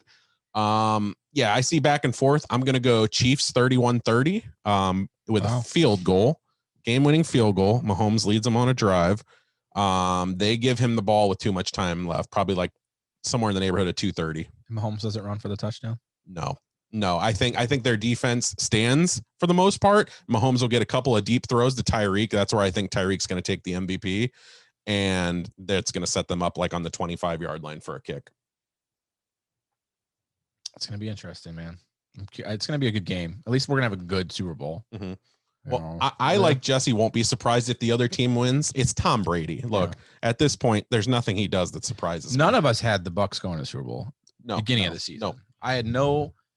My buddy did, though. I mean, yeah, but in this room, none of us had it. We all said Chiefs and then Seattle or Saints. Like, it was not Tom Brady. I think I had the Packers. Yeah. I don't remember originally.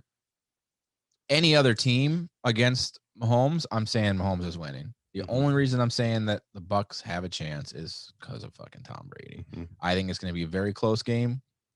I think that he's going to fucking pull it off somehow. And then we're going to have to watch him make out with his kid after. But he's going to have another fucking ring. His seven fucking rings, bro. 7 rings, more than any franchise. 7 fucking rings, bro. And week 12, Chiefs beat them 31-27. It's hard to do that twice. Yep. So, well, yeah, I mean, we'll look at the Saints, though. Perfect Saints example. took them all season, and then they came back and stomped on them in the fucking playoffs. Well, they're letting Brady call his own plays and shit now, too. Like, they wanted to kick that field goal, and he was like, nah, we're going to go for this. And touchdown, baby, right before halftime. Like, how much longer does he have? He's what? He's got to be what? 43. 40s? He said he wanted 43. to play until he was 45, but if he wins a Super Bowl and You think he is might? a contender the next 2 years, he's not fucking going away. Oh, you think if he wins, he'll stay around? He'll play till he's 50 if he can. Jesus. He'll play forever. He would be 65 out there playing if he could. It's got to be so hard. And this is why, like, when I know people like make fun of Ben for crying, like, I feel for that though. It's got to be like, even like you take a Tom Brady who is fucking phenomenal. You can't walk away. I don't think Like, why walk away? And it's got to be so, like, when he does, yeah. that's just got to be so devastating to just walk away from like the thing you're most passionate about and like to have been that good and like for it to be done. Like, God, the heartache has just got to be awful. And I think he walks away on top though. He won't have that heartache because Ben's done. Oh, but I mean, I think just in general though, like, you gotta think that's the thing you love the most in the world. And like, it's just sad that it's done. Sure. You know, it's like, not that he went out at the bottom or anything, but just to be done and to know like, Yeah. you're never gonna walk out on that field again and like fucking play. That energy and stuff's just got to be so intense. Yeah. For that just to be over, it's just sad. Well, and to fit into that narrative that you just said, like, so you think about it, Tom Brady's 43 years old. He's played football. If he was a kid playing Pee Wee, he's played since he was 6 or 7 years old. Yep. That is such a big part of your life. 37 That goes years, further than your wife, further than your kids. That is the most consistency he's known other than a mother and father his whole life. Yeah. So like to let go of that, that's why there's emotion at the end of that. People always laugh because it's a child's game, but it is the one thing you've known through everything. Think about if you couldn't watch movies anymore. Yes, absolutely. Like, think if that was that, like, that was your career and and it's done. You have to walk away from it. Yep. And never do it again. Yep. That's crazy. Couldn't do bro. it. Yeah. That's just, I don't know. But I mean, the dude's, as much as I talk shit on him and hate on him, like, it's just, oh, he's the best. There's no question. Always fucking pulls it off. Here's the thing. He's not only the best in this sport, he's the best at any sport ever. I think so too. Jeez. Yes. Jeez. Who? Gretzky? No. Ooh, yeah. Gretzky retired too early. That's true. If Gretzky stayed around for longer, yes, probably. But the problem is he also went to the Kings, who sucked, who were terrible. Yeah. He won 3 with Edmonton. Should have been 5, they said, but couldn't do it. Michael Scott said this really famous quote about him once about you miss 100% of the shots you don't take. Wayne Gretzky. That was about Wayne Gretzky. Michael Scott. Dude, he's a fucking G. Did you ever see him play live? Like, he's insane. I used to see him. I'm not like a hockey fan, but he's the best in that. He's the best in that, hands down, for sure. Yeah, great documentary that I own all the 30 for 30s from ESPN. Yeah. There's one called King's Ransom. It's one of the first ones they ever did. One of the best documentaries that I've ever seen sports wise. Yeah, he's legit. We used to go watch him play. We'll see where Braun finishes his career before we finish that, because they're very, very comparable when you look at finals, records, all that other stuff. Yeah.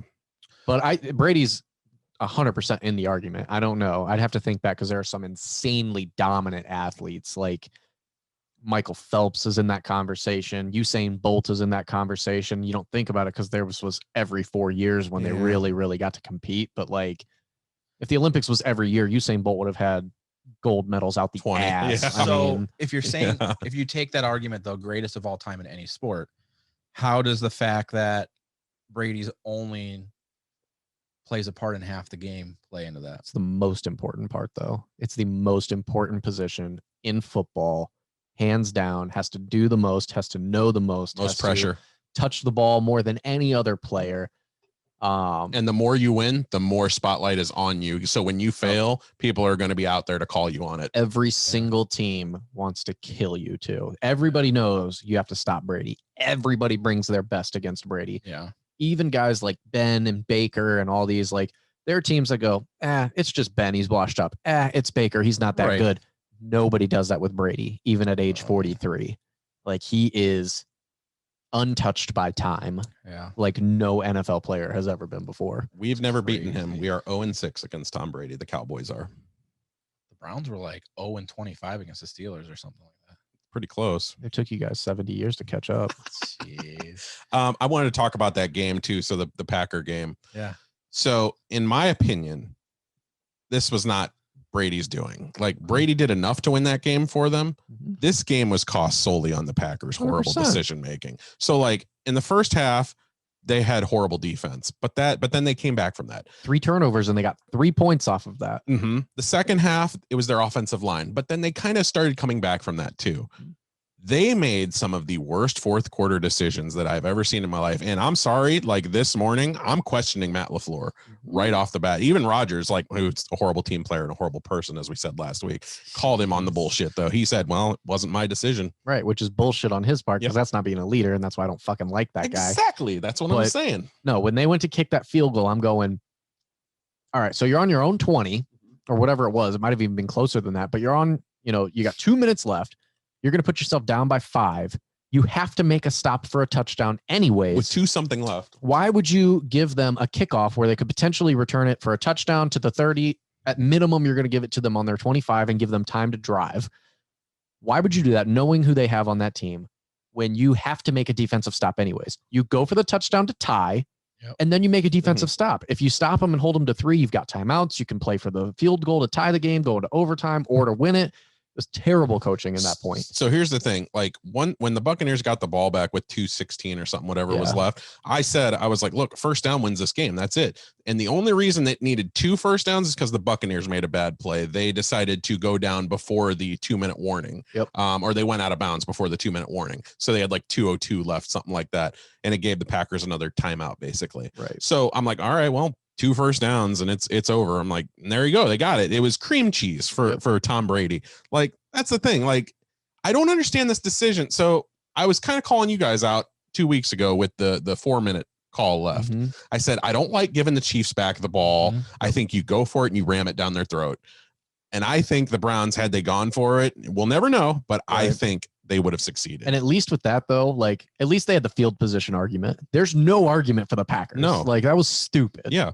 A field goal does you no good. Nothing. It does you not nothing. at all. Because you have to get a touchdown You still, regardless. Yeah. Like, you are fucking stupid. Yep. And so best case scenario, you continue the drive. You get the first down, 6 yards, I think it was, and you continue the drive. Yep. Worst case scenario, okay, we still need a touchdown to win, and we have to figure out a stop in the last 2:16. That's what happens when your coach is 12 years old. Jesus. All right. So we know how you feel about Brady. What about big quarterback moves potentially for next year? Anything that you guys... Well, so they're talking about Ben possibly being cut or traded. You're not going to trade him for the money that he's worth. It's whether or not he retires or they cut him. Yep. I don't know if you guys can afford to bring him back just because you're going to have to let so many people walk on top of how many you have to let go anyways. Yep. So that's just something that's kind of been up. But now you're talking about Rodgers is potentially going to be moved in a trade, they're saying. I don't buy that. I don't think that they would either because you're still a contending team. But at this point, it looks like you're going to lose Aaron Jones. You got a couple other free agents that are possibly going to be going. Yeah. If your window is closing, if you really just can't get over that hump, and now you've got to deal with Mahomes and the Chiefs and these elite teams that are coming up out of the AFC. If you don't believe you can win a Super Bowl, do you trade the guy that's like, I think he's what, 38? I was something about that. Say, how old is he? He's older. He was class of 05. So 15, he's 37. Yeah. So you go and you trade him while he has this elite potential still. He's only got a couple more years left. Get a king's ransom for a team that just needs a mercenary. You send him to San Francisco, who he was a childhood fan of. And they turned on him. Or you send him to, I don't even know. Maybe you send him down. Well, he wouldn't go to McCarthy, in case they let Dak go. No. But maybe you send him to a place like the Rams, who are tired of Goff. He could turn them around. What about Houston? Houston would be great. He'd be a fantastic team for there's just so many places he could go. Yeah. Whether they trade him or not, I don't know. Now they're talking about trading Stafford as well. Stafford, I think, is highly underrated. I don't think that he's incredible, but he's an above average quarterback that can get it done with enough pieces around him. So he's up for trade. We don't know if Breeze is going to be retiring or not. I think it's got to be out, right? I think he's done. Rivers is gone. So now the Colts need a quarterback. That's another team where if you get a good quarterback in there, you could get a Watson up there who would be able to run with Jonathan Taylor. And you've got a decent amount of weapons with Pittman. T.Y. Hilton's a little old and not that great anymore, but you combine some other assets. That's where Pittsburgh runs into an issue too, is because we need someone, and there's going to be a lot of teams that need someone with more availability, and we're not going to get shit. I mean, I know we signed Homeboy for a year, But that's not it. Yeah. That's not our long-term goal. It's almost the we're year gonna lose opportunity. It's the perfect year. You almost wish you had more money to play around with. That's what I mean. Like, because there's going to be so many people available, but if we had the money, we wouldn't be in the situation we're in. We don't have the space to take on anybody worthwhile. And the thing that's insane is if you look, there's 32 teams in the NFL. There are maybe 12 teams in the NFL right now, maybe 13, who know who their quarterback is going to be next year. That's Carolina, crazy. Teddy Bridgewater, you don't think he might be there. Philadelphia, Carson Wentz, probably not going to be there. Nope. Atlanta, they might be moving on from Matt Ryan here soon. Miami, they don't even know if they're going to stick around with Tua or not. Houston, they're going to possibly trade him. Freaking Cowboys, they don't know if they're going to re-sign Dak. Colts, they don't know if how they're going to replace Rivers. The only people that really know that they're going to keep their guys are the Chiefs, the Browns, the Ravens, the Bengals, the Chargers, Buccaneers. Mm-hmm. I mean, look at all these playoff teams. The Bills, but the Saints don't know if Breeze will be back. Now you got to add Rodgers to the mix. There's going to be a ton of people moving around. New England's going to have a different quarterback. Jets are going to have a new quarterback. Miami. Mm-hmm. It's just crazy. I don't know. It's going to be fun to watch this free agency this year because its off season is going to be insane. I think it's crazy because, like you said, there's so many open vacancies, but at the same time, it's like there's so many quarterbacks that maybe not all of them are going to be picked. And, you might have to settle for that backup role or maybe even early retirement. Yep. Sometimes it happens. Romo did it, Yeah. He said at the end of his career, he did not want to play anywhere if it wasn't a Dallas Cowboy jersey. Yep. And that's the other thing is it's like with the reduced cap coming up, the teams that do get to re-sign, like Baker and Lamar Jackson, they get signed on a low cap for the foreseeable future, like, coming up. Yeah. These guys that are free agents that are going to demand big money to go and be that mercenary somewhere else. If Dak ends up going to Houston or something like that, like they might screw those teams because they're going to take a ton of money, have to lose some players to get those guys to make their push. And then once the cap goes back up, all these guys that got their guys on discount long-term contracts are going to just eat it up, taking all those extra people. Yeah. With all these potential changes off season, what are we thinking? What do you guys think for contenders for next year? Like repeat offenders? Chiefs will be up there again. Yeah. Chiefs are going to be a dynasty that'll contend for years. Yeah. And they've got the structure to do it too. So like as to where we just talked about the Steelers kind of fell apart because of the money, the Chiefs have managed to keep everything steady with the exception of Mahomes. And like they're going to have to re-sign Tyreek Hill soon enough, but I think they have enough money to not even worry about that. Yeah. Yeah, I think the Chargers are going to be much better next year. I think they'll be contenders. You and your Herbert train. Herbert's great, man. And they had a lot of injuries this year. I think they're going to be great. I think that the Bengals are not going to necessarily be Super Bowl contenders, but they'll be in the playoffs. They need a lot. Okay. I think the Bills will return. I think the Browns will return. I don't think the Ravens are going to be as good as they have been, but they'll be good. Saints, I think, are going to fall. Yeah. Yeah. Packers, if Rodgers leaves, are fucked. Yeah. That's why I can't see it happening.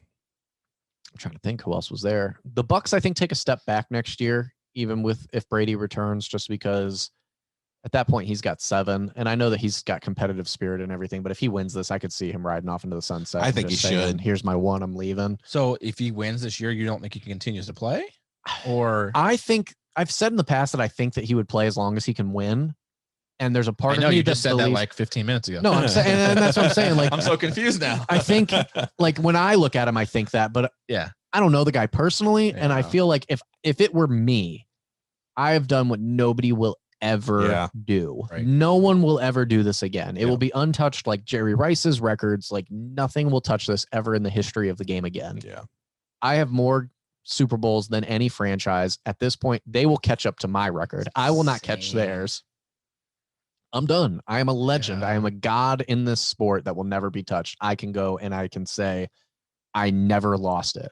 I finished my career at age 43 throwing 40 touchdowns and 4,000 yards and winning a Super Bowl with a team that I didn't have an offseason with, that I just met up with. You can't have a better story than that. You cannot finish better than that. It's going to take a freak of nature to ever compete.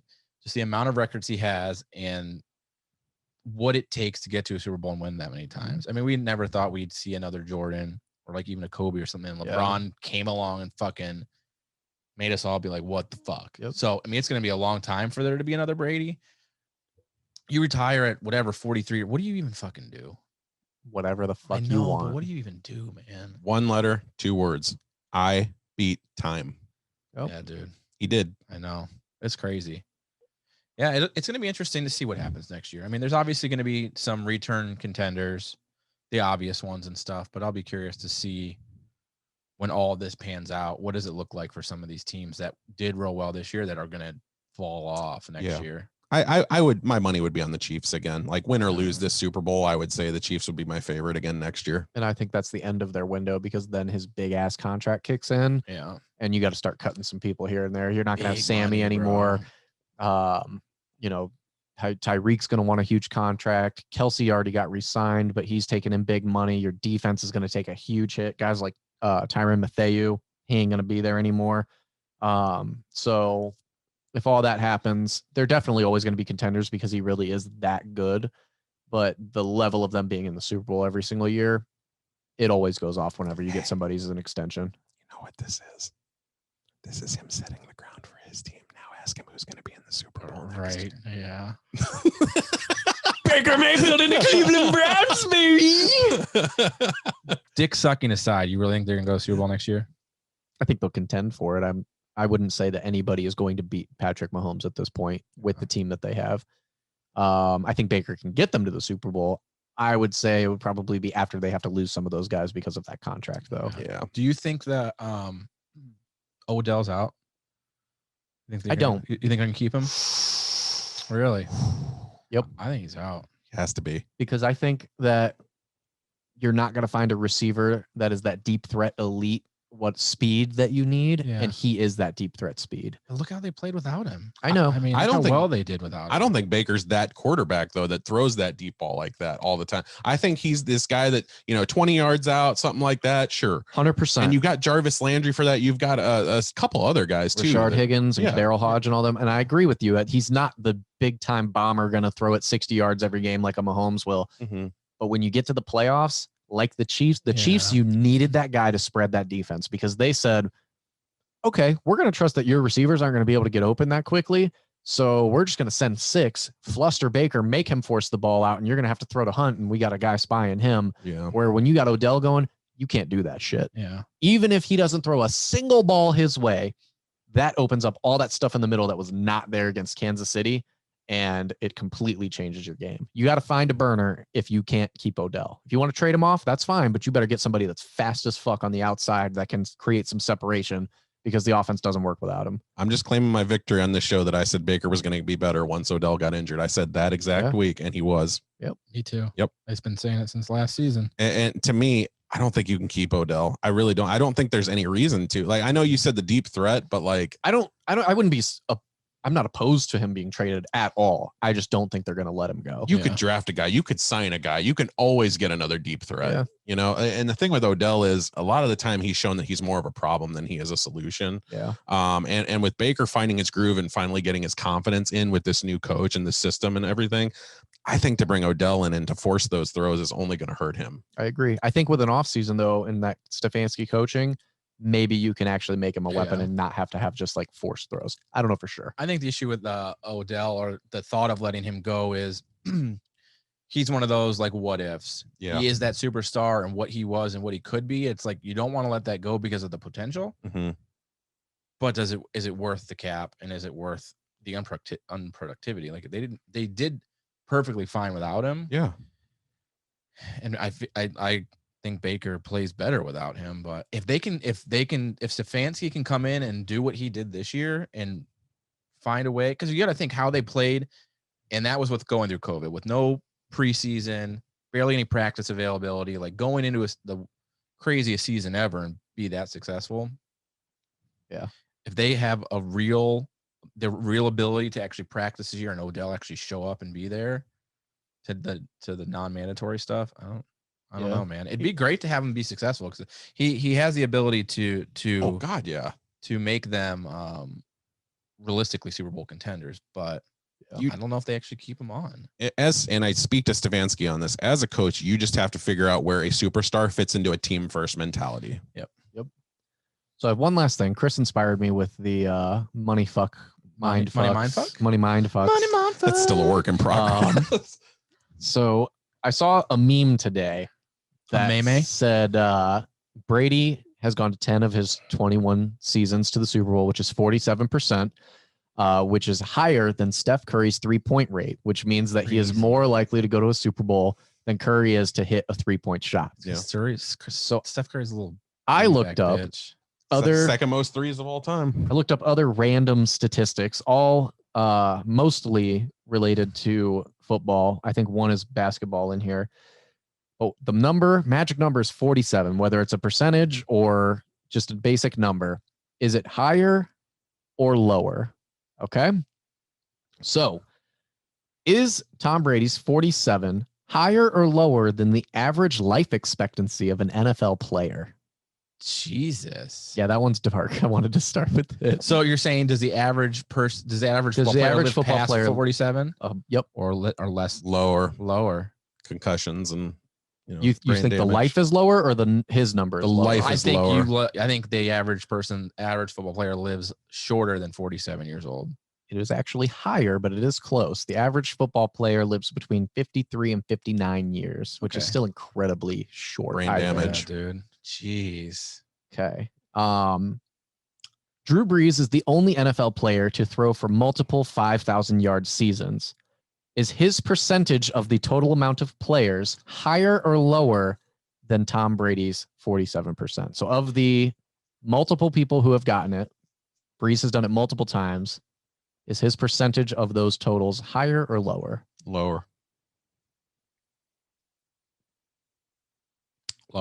It is lower. He makes up 41% of players to throw for 5K. There were 12 of them, and I believe he did it 5 times. Here's a spoiler. When it comes to Tom Brady and Jesse, you always go with it. Right. It has to be complimentary. It can't be anything. Right. It can't be anything negative against Tom Brady. Out of the amount of people that kiss their child on the lips, who's done it the most? Tom Brady or everybody else in the NFL? All right. Tom Brady. Is Tom Brady's Super Bowl percentage higher or lower than the likelihood of an average NFL player becoming bankrupt after retirement? Higher. You're more likely to become bankrupt than you are to go to the Super Bowl. You're saying that the money is higher? I think Tom Brady has a better chance to go to the Super Bowl. Yeah, I agree. You are incorrect. 78% of NFL players become bankrupt or find financial struggle after retirement. Yeah, that's what I meant. Yeah. That's true. Yeah, because that's what I meant. More people become bankrupt than Tom Brady. Yeah. It's still complimentary. Awful. Okay. Right. I know. In 2006. It is. It's nuts. I like these stats. In 2006, LaDainian Tomlinson set the single season record for most touchdowns in a season with 33. I remember that. Jeez. Was he more likely than Tom Brady's Super Bowl percentage to score a touchdown than the rest of his team? So did he score more or less than 47% of the entire team's season touchdowns? Good players on that team. I think he scored more. I think he beats Tom Brady's record for percentage to score. I mean, you take your advice. Take your advice. They had a good receiving core too. Fuck. I'll go Tom Brady is higher. Tom Brady is not higher. Ooh. LaDainian Tomlinson scored 58% of his team's total touchdowns. He's not the best. That's it. End the argument. Best player ever. LaDainian Tomlinson. I think LaDainian Tomlinson is one of the top 5 greatest running backs of all time. He's fantastic. 50%. I love LT. I love LT. Maybe not 5. Maybe it was 10. But I got him on a high-ass list. I can't go 5. He's insane. Yeah, they threw for 24 touchdowns that season, and only 3 other rushing touchdowns were made other than him. Jesus. I remember that season because he was on fire. Yeah. He did the Vizio ad too on TV. Hey, Mom, I got a Vizio. That season is the reason I was an LT fan. It was insane. I used to do the ball pop and everything. Chargers were good, man. Who is more likely to make a Super Bowl? Or I'm sorry. Is it more or less likely that he makes a Super Bowl than LeBron is to make the finals in his career? Wow. This is a tough question. I think Bron goes to the finals more often. his every like, so are we counting pastime or like just the remain, like We're talking their entire careers from their rookie year until now, including the years that Brady sat and was injured. Those are counted as well. so basically who has a better chance of making their Yep. championship series? Just playoffs. Both have been 10 finals times. or playoffs. Finals. Making the finals. LeBron has played fewer. I'm saying LeBron, but he's tied with Brady. Yep. When you said that, that was it. Because I'm like, Brady's played longer. LeBron has been in the finals 55% of his career. That's crazy, man. LeBron is a G. Yeah, I mean, their stats in general. You just think about that as an athlete. Yep. Like to be that fucking good, and you got to think. Here's the thing. So, and they're old. They're not like young spring chickens. They're old, but you also have to take into account how many factors are involved. How many elite players have you seen in your career? And for you to be that successful, this isn't a individual sport where you are in charge of all of your dynasty. Yeah. You got so many other people involved in your success, and to be that fucking good and to go that often as those two players, that's fucking nuts. And look man. at some of the teams that LeBron has had too. I mean, that Right. first finals team, awful. Oh, two more. I have two left. Is it higher or lower, his 47%, than the chance of having CTE after football? That is the chronic traumatic, whatever the E stands for. More likely to have CTE than him. I think he's more likely to go. It is much more likely that you would get CTE. Estimates say that 99% of all players will have some form of CTE. 99? If they play in the NFL. 21% for if you are only playing in high school, and I believe it was 47% dead even with Brady if you play into college. Wow. You got That's to think a big jump. Just think about that motion. No matter what player you are on that field, if you get hit, the amount your brain just jostles inside your head. And they say one hit is enough to cause CTE. Yeah. Is that still the case even with all of the precautions that they've made since then? Yeah. Yep. Wow. Because they outline these things to make it more safe, but look at the Browns game. And CTE can be something, when they say 99%, it's not like people going and killing themselves and shit. No. It's not all Junior Seau. Some of them are, headaches or memory loss. Some things are very, very trivial things that don't really affect your life terribly. But so it's not all Will Smith and concussion, huh? True. Horrible movie. And my last one, and this one is the hardest one, is his 47% more or less likely than the combined Super Bowl appearances of Ben Roethlisberger, Peyton Manning, Drew Brees, You want to take this or and Aaron Rodgers. Oh boy, let me think what this one might be. You want to take this one or me? Fucking First of all, Brees has only been to one. It's Tom Brady. I mean, come on. As soon as he said Ben's name, I'm like, oh, we know the answer to this one. Brees has been to one. Rodgers has been to one. Who are the others? It's irrelevant. Right, I know, but I'm just saying. He's like Ben, Peyton, Brees, and Rodgers. Peyton's been to like 3. Yeah, it's Brady. Brady. It is Brady. Woo! The other ones have only been Fucking 42% of his career. Jesus, man. Those guys honestly have not been to a lot individually. Yeah. Ben's been to 3. Peyton has been to 4. Yeah. And the other 2 went to 1. Yeah, because you got to think when people think of the Steelers dynasty, they say the 6 ring thing, but that's not Ben. Ben was 3 of the 6. 2 of the 6. Oh, yeah, he was 3 visits, but he only got 2 rings out of it. So Yeah. Brady has been the Patriots dynasty. The Patriots dynasty is Brady. There's been plenty before Ben, and there'll be plenty after. But I mean, there's gonna be other people, is what I mean. Like they're not. He's not the say all end all. It's not Ben Roethlisberger. Unfortunately, the Steelers dynasty will go on to do their own thing. But I see what you're saying. Brady has been the Patriots. That's Right. when you think of them. That's what you think of. Yeah. Oh yeah. They won't be the same for a while either. Yeah, no. I mean, what does their future look like? I wonder. Like Belichick has really got it. awful. 7 and 9. He's got to be this ready year. to be done, right? See, that's the thing. I don't know. Like, would he move away from New England? I think so, but he's got such friends. Like him and Robert Kraft are buddies, man. They are like this. So I don't know. It'd be hard to picture them without Belichick. But That team will be competitive next year. If he leaves, who's going to take him to the? He'll get somebody. Who's going to take one him of to those the- quarterbacks is going to New England, and it ain't going to be the fucking. It ain't going to be Ben or some old, washed up guy. It's going to be Watson. It's going to be Yeah. fucking Wentz, and he'll turn him around. It'll be what's competitive? playoff wild card team. Next year? You think next year the Patriots? Wow. I'm not betting anything until I see what they do at that quarterback position. I'll bet you right now, even with a quarterback, there's so many more problems than that. Oh no! If they get Watson, if they get Rodgers, oh God! If they get Rodgers, they're going to the Super Bowl. With what? You don't got nothing, man. Doesn't matter. Does not matter. Jeez. You got to remember they had like 15 guys opt out on that defense. That defense is elite when they're there.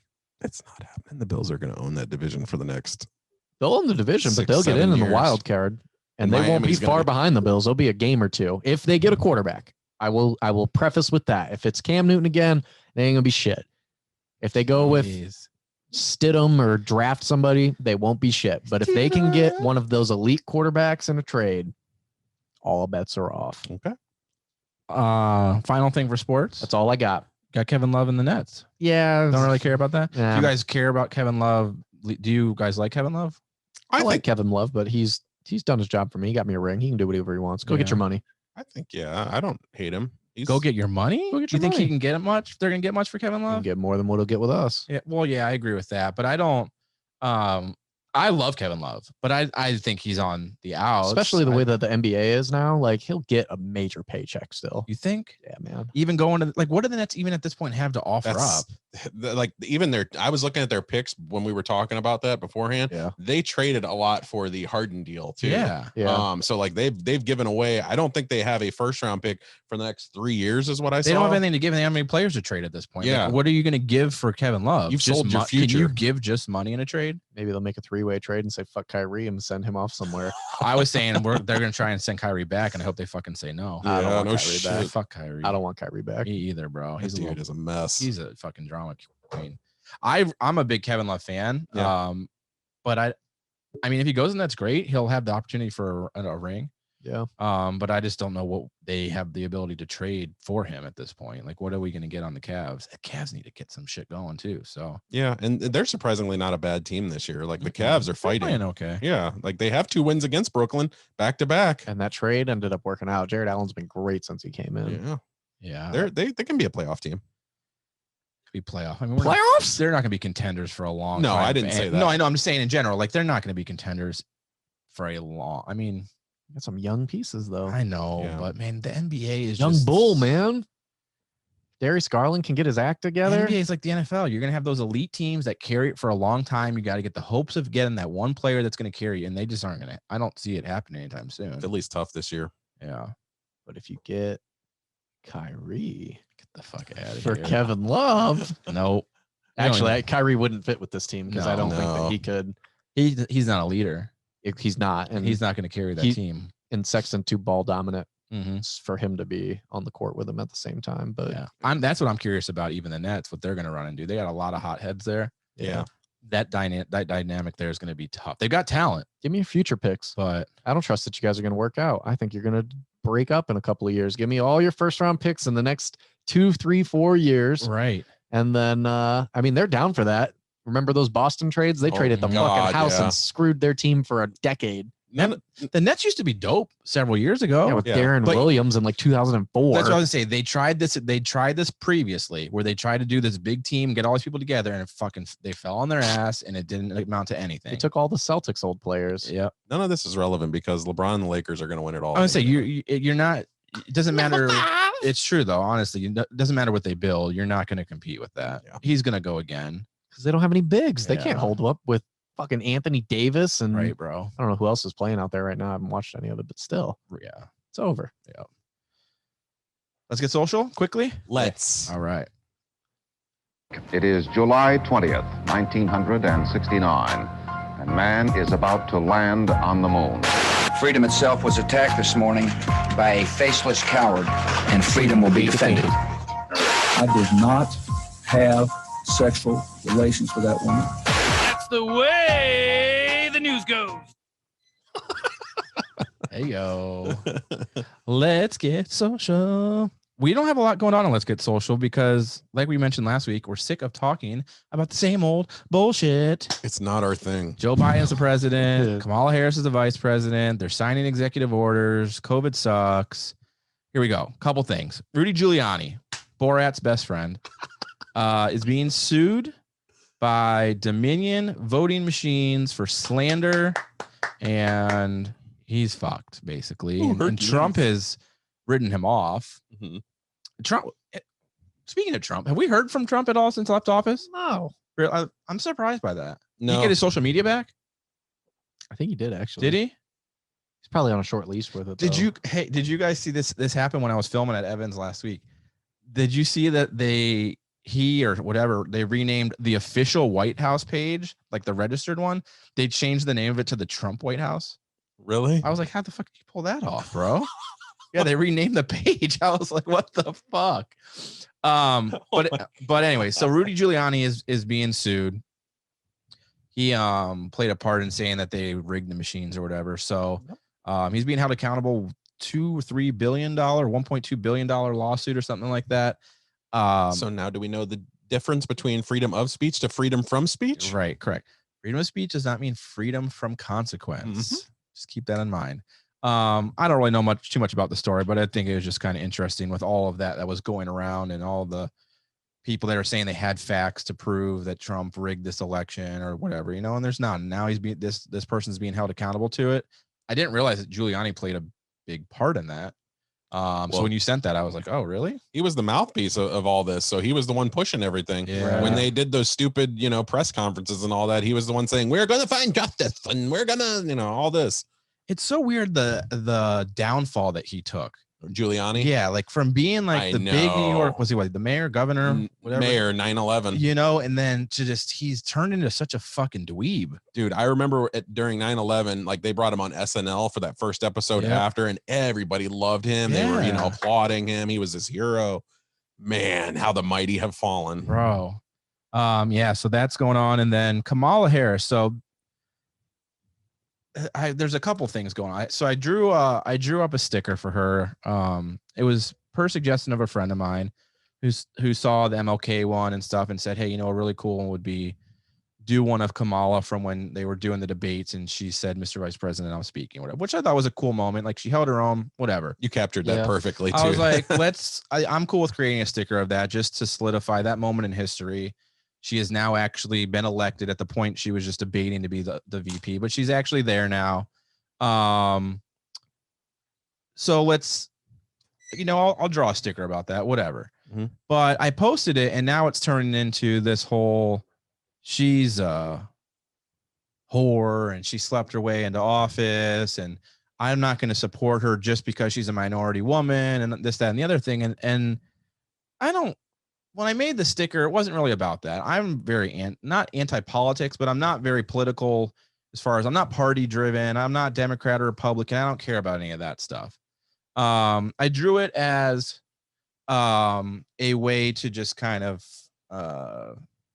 remember that point in history or whatever, So I just thought, so I posted on Facebook and it turns into, like everything else, this debate around, it's obviously the Trumpers coming on or whatever, but they're coming on and saying, fuck her, or this is some bullshit. We don't care about that. I guess my thought to you, Chris, is I get the point of I'm not going to just support her because she's a minority woman and she made office. Like, I understand that. I know policy and stuff still comes into play, but why tear it down, I guess, is my thing. Like, can't we just be, I guess, happy for the change it makes? It was like when Barack won the presidency and the first black person to become president. That was a big deal, and for a minority woman to hold one of the highest offices that you can in this country. I get it's just so frustrating when people have to always find a way to take away from that. I don't know. So you asked me, right? Yeah. So your question comes with a twofold answer. Yep. The first is obviously condensed to your post. Right. So basically it's a post. So the question, why would you even tear something down on that? Yep. Because your post isn't hurtful to Kamala as much as it's hurtful to you. Right. Because, Right. you know, it's something that you're selling and you're putting your brand name on. Yeah. So to me, there is no point. You're not hurting Kamala in that instance. You're hurting someone who's supposedly a friend. Right. So there is no purpose in that. Yeah. That's first. Second off, why are you tearing down Kamala on a grander scale, like worldwide? There is no gain to it. So take it from somebody who is not a supporter of Kamala. I've come out and I have been very vocal about that. Now, here's the thing. I'm not vocal to the point where I'm going to comment and spread hate on everybody's posts. Right. Look, every female that I talk to, you know, who loves this move, who is all for Biden and Kamala, you know, they're celebrating, they're sharing pictures of her, all that. There's the one obviously of her with the rest of the other vice presidents, you know, white men and all that. That's cool. I'm totally for it. Do I wish it was someone else? Absolutely. Yeah. I have my girl in particular, but look, it does me no good. If you ask me in a private conversation and you say, Chris, what don't you like about Kamala Harris? I will tell you straight up to your face. Yeah. But there is no gain from it. It is another tactic in terms of, and I'm just making an assumption here. Yeah. The person who did that, probably a Republican, just party tear down. And it's just more dissension. It's more, what's the word I'm looking for? More distancing, we'll just say, you know, and during a time when we should be coming together and figuring out ways that, you know, we can all get along and live as one cohesive unit, you know, one people. Yeah.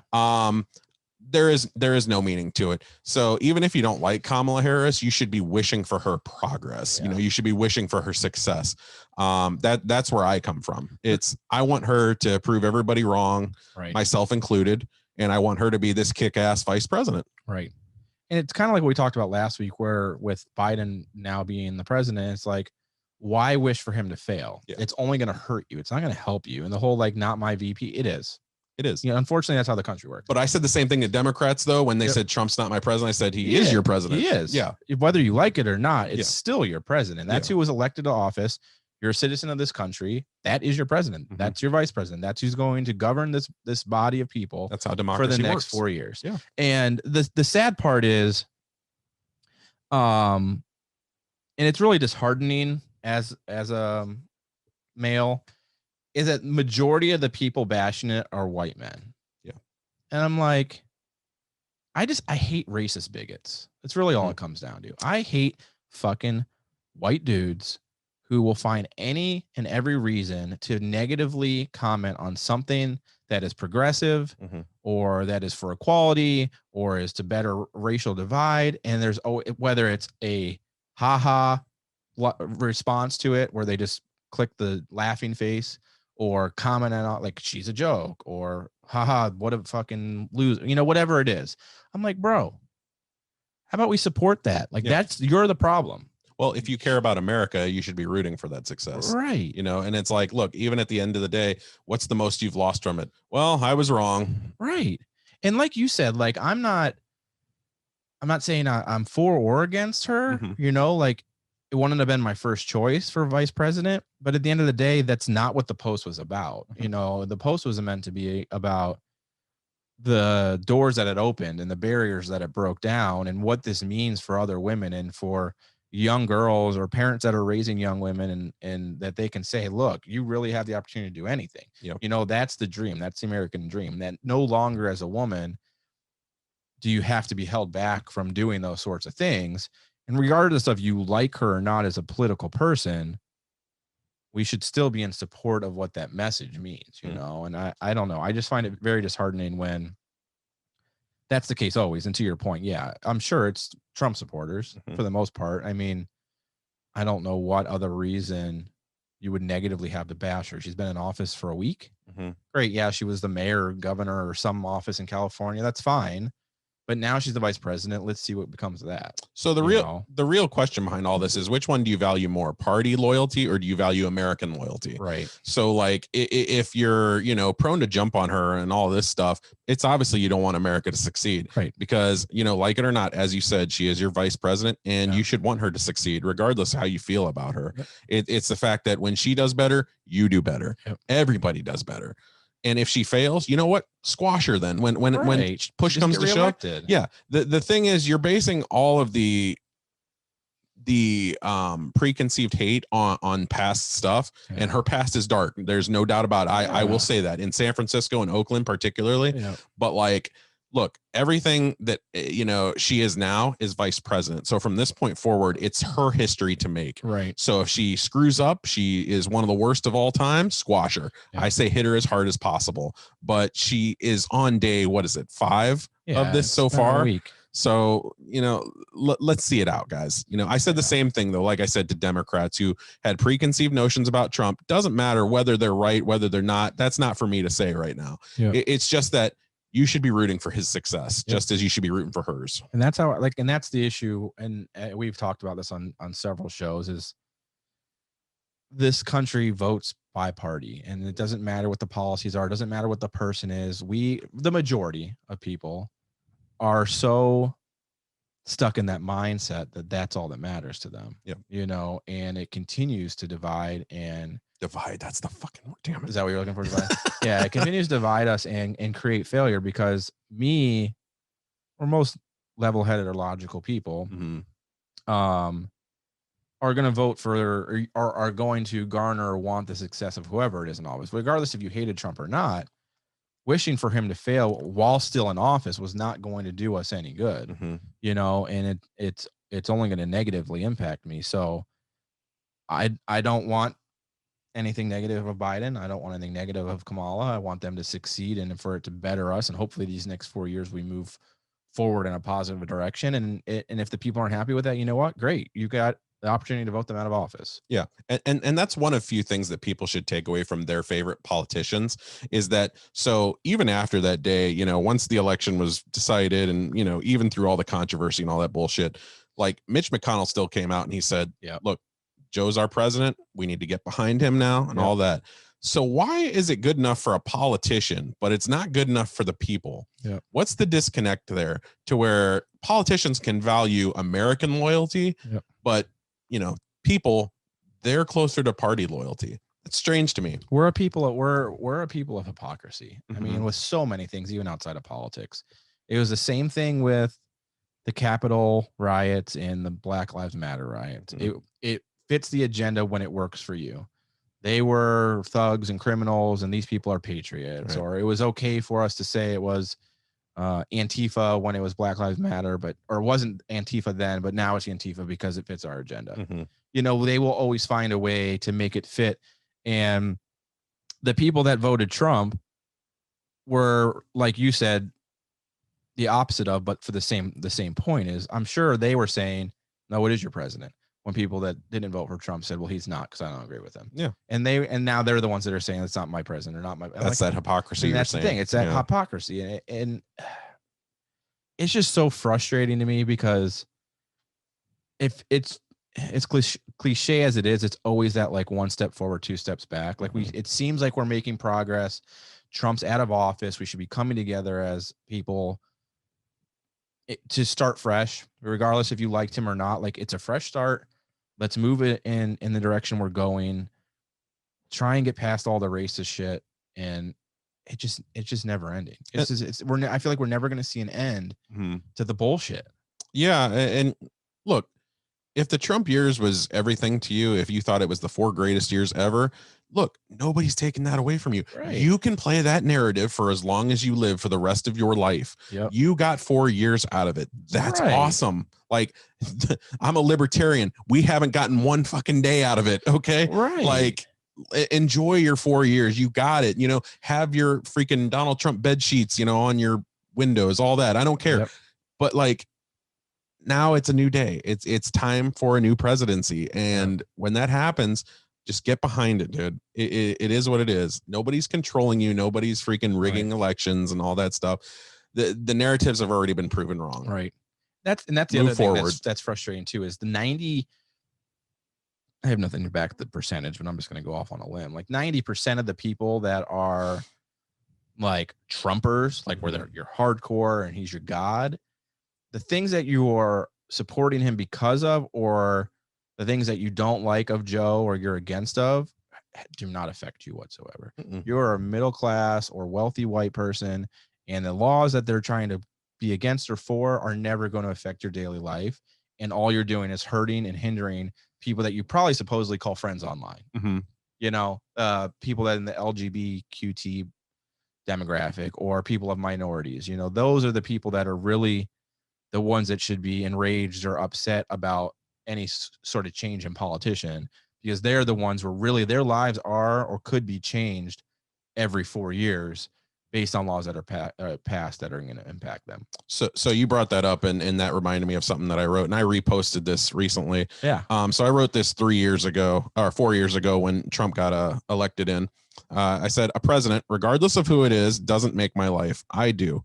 I will love, laugh, and live just as much. If she has a problem with that, tough shit. Compassion is the name of the game, and that's not going away. My focus is on my friends, family, and writing better than I ever have. A president doesn't fit into that mold. It's so true. I mean, let's honestly think about breakdown in our adult years. So I'd say let's go back to probably George Jr. When has any elected president in office from then to now changed your life in a good or bad way? Never. When has anything drastically changed where your life you felt altered year over year? Never. I agree. It's absolutely these, never. It's these brief, like, I don't want to say sound bites, but it's these brief instances where you get something. So like gay marriage was big during the Obama age, and like that's cool for other people. That doesn't affect me, but it affects other people. As far as me, no, nothing ever, you know. And the people, and I hate to group myself with them, but the people that are fighting so hard are us. Mm-hmm. People like us, mm-hmm. where we're not affected. Yeah. Those are the people making such a big deal out of it. Yeah. There are, like you said, those brief moments in time where it was like a really cool thing, or there were moments of like tension or scare because of a war or something. Mm-hmm. But your everyday life hasn't changed. I haven't been out of a job. My income hasn't been affected because of a president, mm-hmm. because like your post said, we control our everyday life. Mm-hmm. We are our day-to-day successors, and no one is going to affect that regardless of being elected to office. It's a temporary position. Mm-hmm. They don't have enough time to ultimately change that much in my life. It's not that big of a deal. Yeah. Vote for who you believe in. Yeah. And if they get in office, great. High five. If they don't, move about with your life. You got another opportunity in 4 years. Do more on a scale that's going to make change. Work with your local government, like we've talked about. Do things within your community. Mm-hmm. You know, write your senators, write your mayors, things like that that can really impact you on the smaller scale where it affects your day-to-day life. Yeah. President isn't that person. Well said. I don't know. That's how democracy works, though. And throwing excuses why it didn't go your way is another thing, you know? It's just so hard, man, because I really try and be that person that, like, I don't like to further the divide. I don't want to be like, well, fuck you, I'm going to delete you. Or I wouldn't say that, obviously, but like deleting and blocking over stupid politics, because I mean, that's just a way to put yourself in a box. But it's just so frustrating having to see and deal. Now, there's obviously certain lines where if it happens, I will by all means. Mm-hmm. But the basic, normal, just regular banter over it. Like there was some on my post that it wasn't like they didn't do anything offensive. It's just a disagreement in policy or person. I'm so over politics, man. I'm so over it. Remember what I said. That's not just a hurtful in terms of, you know, coming on a friend's post and doing that. Now it's also hurting your business. So like on the same instance, that's a double. So block, delete, do what you need to do. Yeah. Like I said, on that particular post, that was my thing. I read every comment that happened. Yeah. I chose not to comment it because there's nothing I can add to it. Yeah. Like positively, the most I could add is good for women. I'm happy for them. Right. Absolutely. Worst I can add to it is another fucking spiel with everybody else. And I just don't see the time or the reason for that. Right. Yeah. And and I don't know. I mean, again, like I'm all for, like, I don't want to say I'm all for it, because honestly, I hate political debate. Because I think it's very divisive, but I'm all for social media, and at least in the sense that, like, my posts for the most part are public because it's reaching a further mass, because I'm promoting a business or an item or something, and I want more people that see it, the better. Right. So a lot of my posts will be public. Some are friends only, but if I post something public, or I guess even in just a friends matter, like it's social media, I'm posting it. I know it's going to get comments, and I have to be okay with that. Yeah. I just feel like there can be, or it should be, a time and a place, and that just, for me, wasn't it. And not everybody sees it that way. And all they see is a picture of Kamala, and they're like, well, fuck her, Mm-hmm. which just I don't know, man. So just spread more positivity and less negativity. If you don't like it, keep on. Here's the thing. My post was like, I don't even remember. I can't remember what the titling was, but like, good for women. She's a whatever. Maybe that's what struck people. Trailblazer. The way that I said it, I was like, good for her. She's standing up for herself. It's a woman elected to office, whatever. Now, if I had went on and like my titling was like Kamala for president 2024 or something, and like the best vice president ever, like boosting her up in her elected office. Okay, I'm sure that's going to draw some hate, but I thought it was pretty mild. But again, I don't have a brutal hate for her. I don't care one way or another.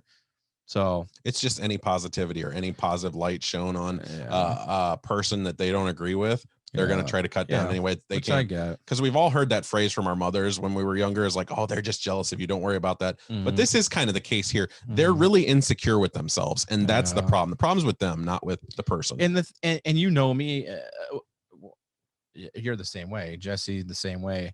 I'm all for debate when it comes to a certain point. Like there's things that there was comments on that post that if it was any other post, I would have retaliated. And because of the point I was trying to make within this post, if someone posted something in disagreement, I said, that's cool. This isn't the place for it. I respect that. I wasn't getting into it because the sole purpose that I was trying to make was it's not about that.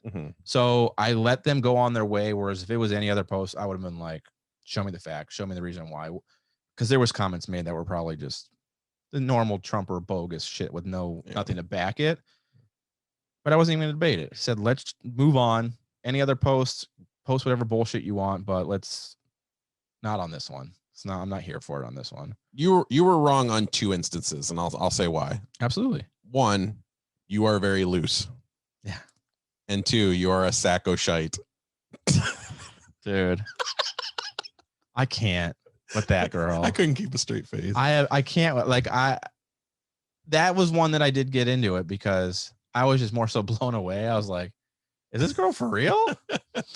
Her page is even better though. Bro, she blocked me. I didn't even know I was friends with her. I didn't realize I was friends with her. I'm like, there's no way I know this girl. So I clicked it and we were friends. And I was like, oh my fucking God. And then shortly after that, she blocked me when she said like toodles or goodbye or whatever. But dude, you're going to call someone uneducated and then go on with the most ridiculous run-ons in nonsensical sentences ever and make yourself look like a damn fool. I mean, even spelling. Bro, spelling. She was awful. I'm not talking punctuation. I'm not talking just spelling.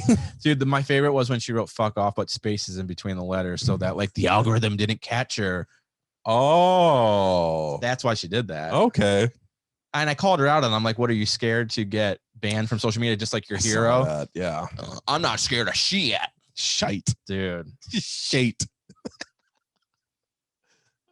Good times, guys. Good times. You know the title of this episode has to be Sacco Shate. Dude, yes. Jesse left before we did our money mindfuck. Oh, yeah. You got something? Yeah. Let's do it. Yeah. Okay. Jesse had to take off to give a shot to his wifey lady for their pregnancy stuff still, isn't it? Yeah, he has to do it, I think, every night. Yeah, we were running a little overtime, so Jesse took off. So it's just me and Chris, which is, if you noticed, Jesse probably would have been on his phone. I would have been real quiet anyway. So either way, but he's not here. So money mindfuck will be me and Chris. Okay. So this week, the first 2 that we did were kind of crude and nasty. Yeah, so dude. I kind of wanted to get away from that at least temporarily. So the one that I found, and I was thinking about this and I'm like, wow, the more I think about it, this question is a lot more difficult than initially put on. So how much would it take for you to never text message again? Oh. Now, think about this. Every time you talk to me or Jesse via text in our group conversation, you have to call us. You can't text out anything, whether it be in Messenger, whether it be in text message, anything. You can't text us. Doesn't matter. Like I can't use my money to create an app or nothing. No. It has to solely be by voice. That goes against everything. Not like talk to text. That is that goes against everything that is for the money. So how much would it take you to do that forever again? Think about family. Think about, Ashley, everything. Like think about everything you do, probably business sense too. You know, email. Does email count? Or just like immediate messaging where you can respond right away, like a Facebook Messenger or a WhatsApp? I say no. I say you have to call. Bro, that's a tough one. So there's still communication, obviously, with the call. It's just a pain in the ass. Can you do like video chat? Like you could do a FaceTime or whatever? Yeah, as long as you're not like, just can't be short communication is no out. SMS. Yeah. Bro, that's a tough one. Because I mean, that's a game changer. I mean, money would be nice, but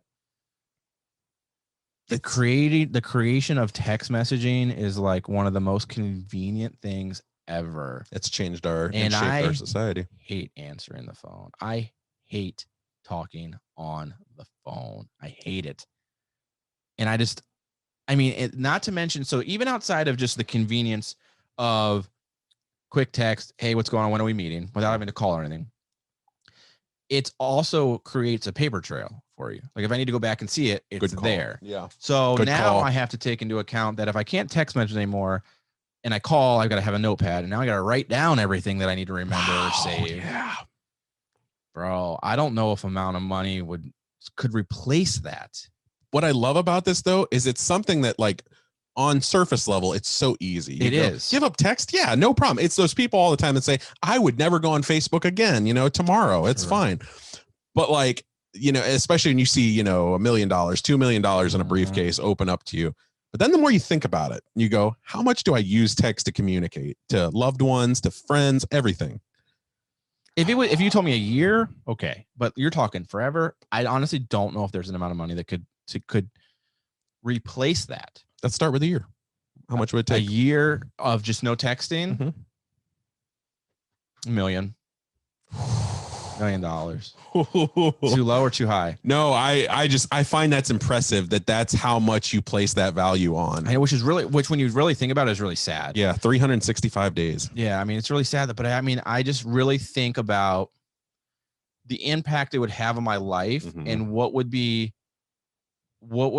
worth the strain and stress and things that it would create to compensate for that. Because I mean, we're talking a lot. Like you got to think just the amount of extra work that would go into the show because of that. Now I have to handwrite everything. I got to keep track of it. I got to sort it. I can't just quickly go into our group chat and search for something and it immediately pops up in that message. What if people don't answer? Right. Yeah. I mean, because I mean, you got to think now I'm forced to text, but not everybody else is forced to answer their phone. So, and I know I'm awful about answering my phone. I hate it. People call me and I'm like, what's up? I'll text you. Oh, I know. I don't like talking on the phone. I don't either. Just because text is so easy and that's lazy. And that's just, that is a part of our society that I think has really affected us all. But to outweigh the distress and the disruption that would create, $1 million, man. I really think $1 million would suffice. I don't even know if I could do it though. It'd be really hard. 5 years. Bro. Couldn't do it. I don't know if there's amount of money I could do it, honestly. None for 5. A year is a big sacrifice, but you rechange some things for that year, reset yourself up, and all right, I'm gonna get out of this. It's like a business model. Okay. I gotta reformat for this year and then I'll be fine. 5 years you're talking. At that point, I don't know. Can you do Facebook posts? Because here's the deal. Now I just create a Facebook post and we just comment in that. Yeah. And that replaces our text messaging. I'd say no. Yeah, that's fair. I mean, based on what you're creating. Yeah. I honestly don't know if I could do, I think a year I could make the sacrifice. $1 million would tide me over, allow me to, whatever. I get $1 million. I'm gonna go on vacation, take the year off from work. Maybe I don't do rock everywhere or anything for that year. And it gets me through that. What about you? Well, the one thing I'm just going to push yours a little further. So I'm not going to ask you every year, obviously, but so imagine we made the deal for 2 years. Okay. And you get done with the first year and you go, fuck, I still got another year left of this too. Cause that first year, that's the thing. If you make the deal for 1 year, you're going to keep saying, like you said, you're like, well, I just got to stick this out for, 8 more months or 6 more months, stuff like that. Right. Your stuff's only gotten started. Once you get past that first year, if you do the second year, now you have to do it all over again. Yeah, dude. I couldn't do it. I don't think you would do 2. I wouldn't. No, 1 year. Yeah. 1 year, really. I think honestly, that's probably my limit, because at that point, unless it was like maybe an every other year, but like back to back, there's just too many missed opportunities. I know the impact it would have on things like the show or partnerships with my brand. That's just how everyone communicates. Yeah, for you, that would hit harder than me. Yeah, I mean, you got to think the amount of people that reach out for the show and stuff that's through Instagram Messenger or Facebook Messenger or something like that. Like, you take away that communication, you take away the ability to build that relationship, because a lot of people aren't. I have business emails for every type of business I have. Made to Motivate has its own email. Rock Everywhere has its own email. My photography business has its own email. You know how many emails I get? None. Everyone goes right to the Facebook page and uses the Facebook Messenger, or the Instagram page and uses the Instagram Messenger. It's quicker. You get the timestamp. It tells you they've read it. Yeah. You eliminate the ability to do that to the point. So if I can't text, does that mean people still can write me and I can't respond to them? Yes.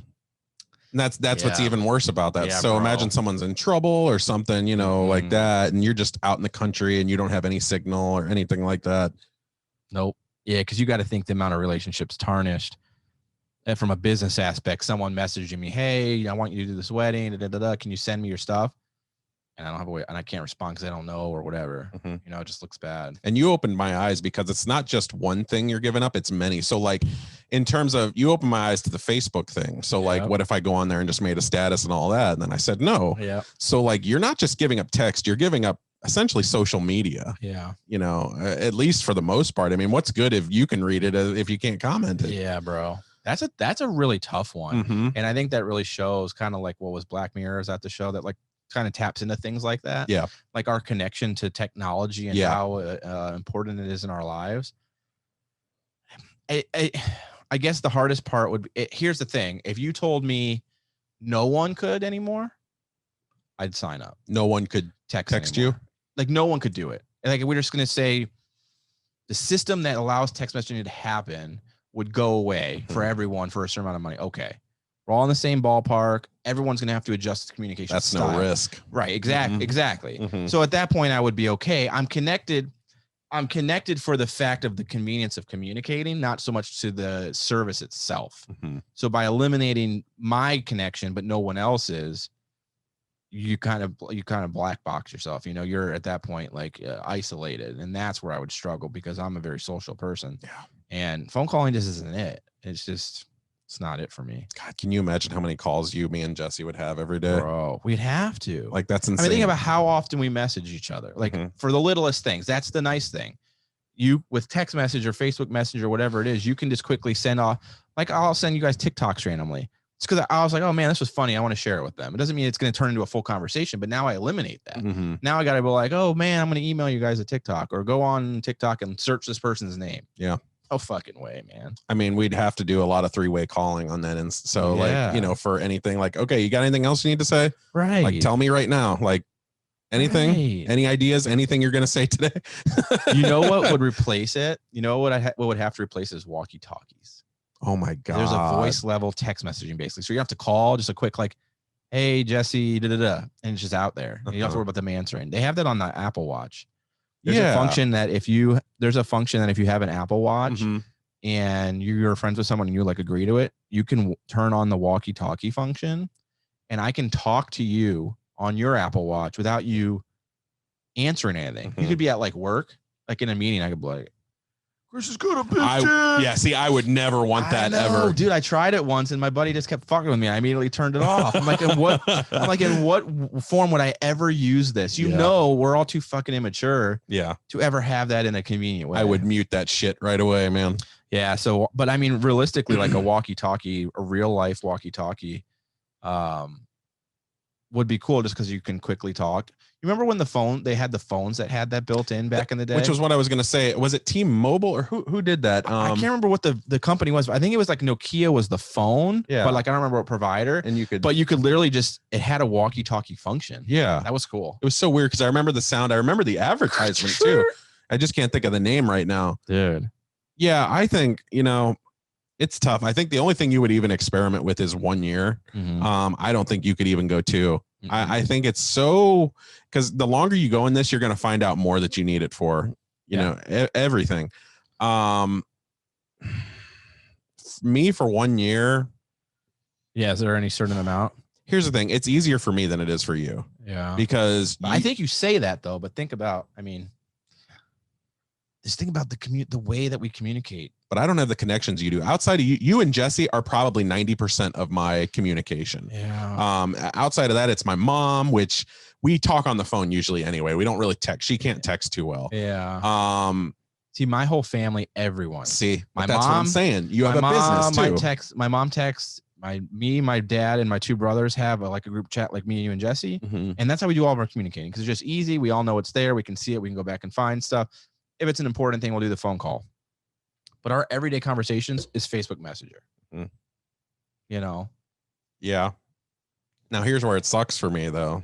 Now if I can't use Facebook, that there goes part of my avenue for releasing reviews. I would have to kind of look at it as I'm going to have to join TikTok or something to, to start getting them out there. Bro, that would be our new way of messaging. Like we would just create TikToks. What's going on for the show tonight, guys? Post. The fuck are you guys? This channel's so boring. Dude, could you imagine that could be like a new trend, like a new thing? We could like blow TikTok up. Yeah, let's just start doing that. Literally just conversations back and forth to each other, and then like in the comment just tagging them so they see it to go and watch. We need to try that. I'm about to fucking for real do that. It would be so funny. We start the revolution, dude. I'll do it for $500,000. For 1 year? I'll do it for 500. Yeah. Yep. Yeah. It would be hard, but I mean, you get the money at the end of the year. At the end, you have to prove it. Yeah, you can't do it before because then you just go, well, fuck it. I fucked up, but I got the money. I figured somebody would just like turn it off somehow or something because that makes a difference. Because see, I'm thinking, okay, I'll do it for the 1 year. I'll have $1 million. I'll have the money already. I'll take off work and I'll travel. I'll take a vacation basically. Yeah. Oof, that makes it harder. No, you still have to very much live your life. Bro. And just think like this one. So I have another one next week that's going to be even better than this. There's one next week that I was like, holy shit. What about like this? What about Facebook? Like just no Facebook for a year. Oh yeah. So I've had this debate with friends before, the same ones, like I said, that just go, oh yeah, I'd give it up tomorrow. Of course, but really thinking about it. It's like they post the picture of the house. Could you live here for a year without internet or Facebook or something? Rent free. I'm like, yeah, actually, if I could there for sure. But so no Messenger too? Yeah. So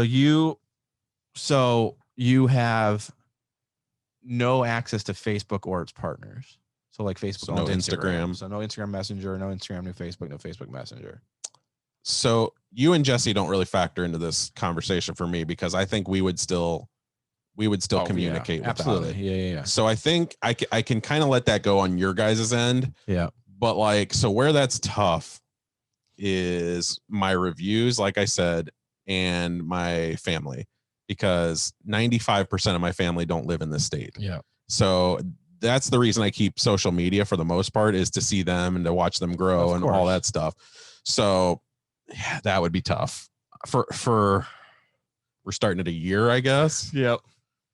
I need more than I did for text. Absolutely. Because now you're talking actual monetary as well. Because now you're talking, okay, what revenue streams do you have from that platform? So like me,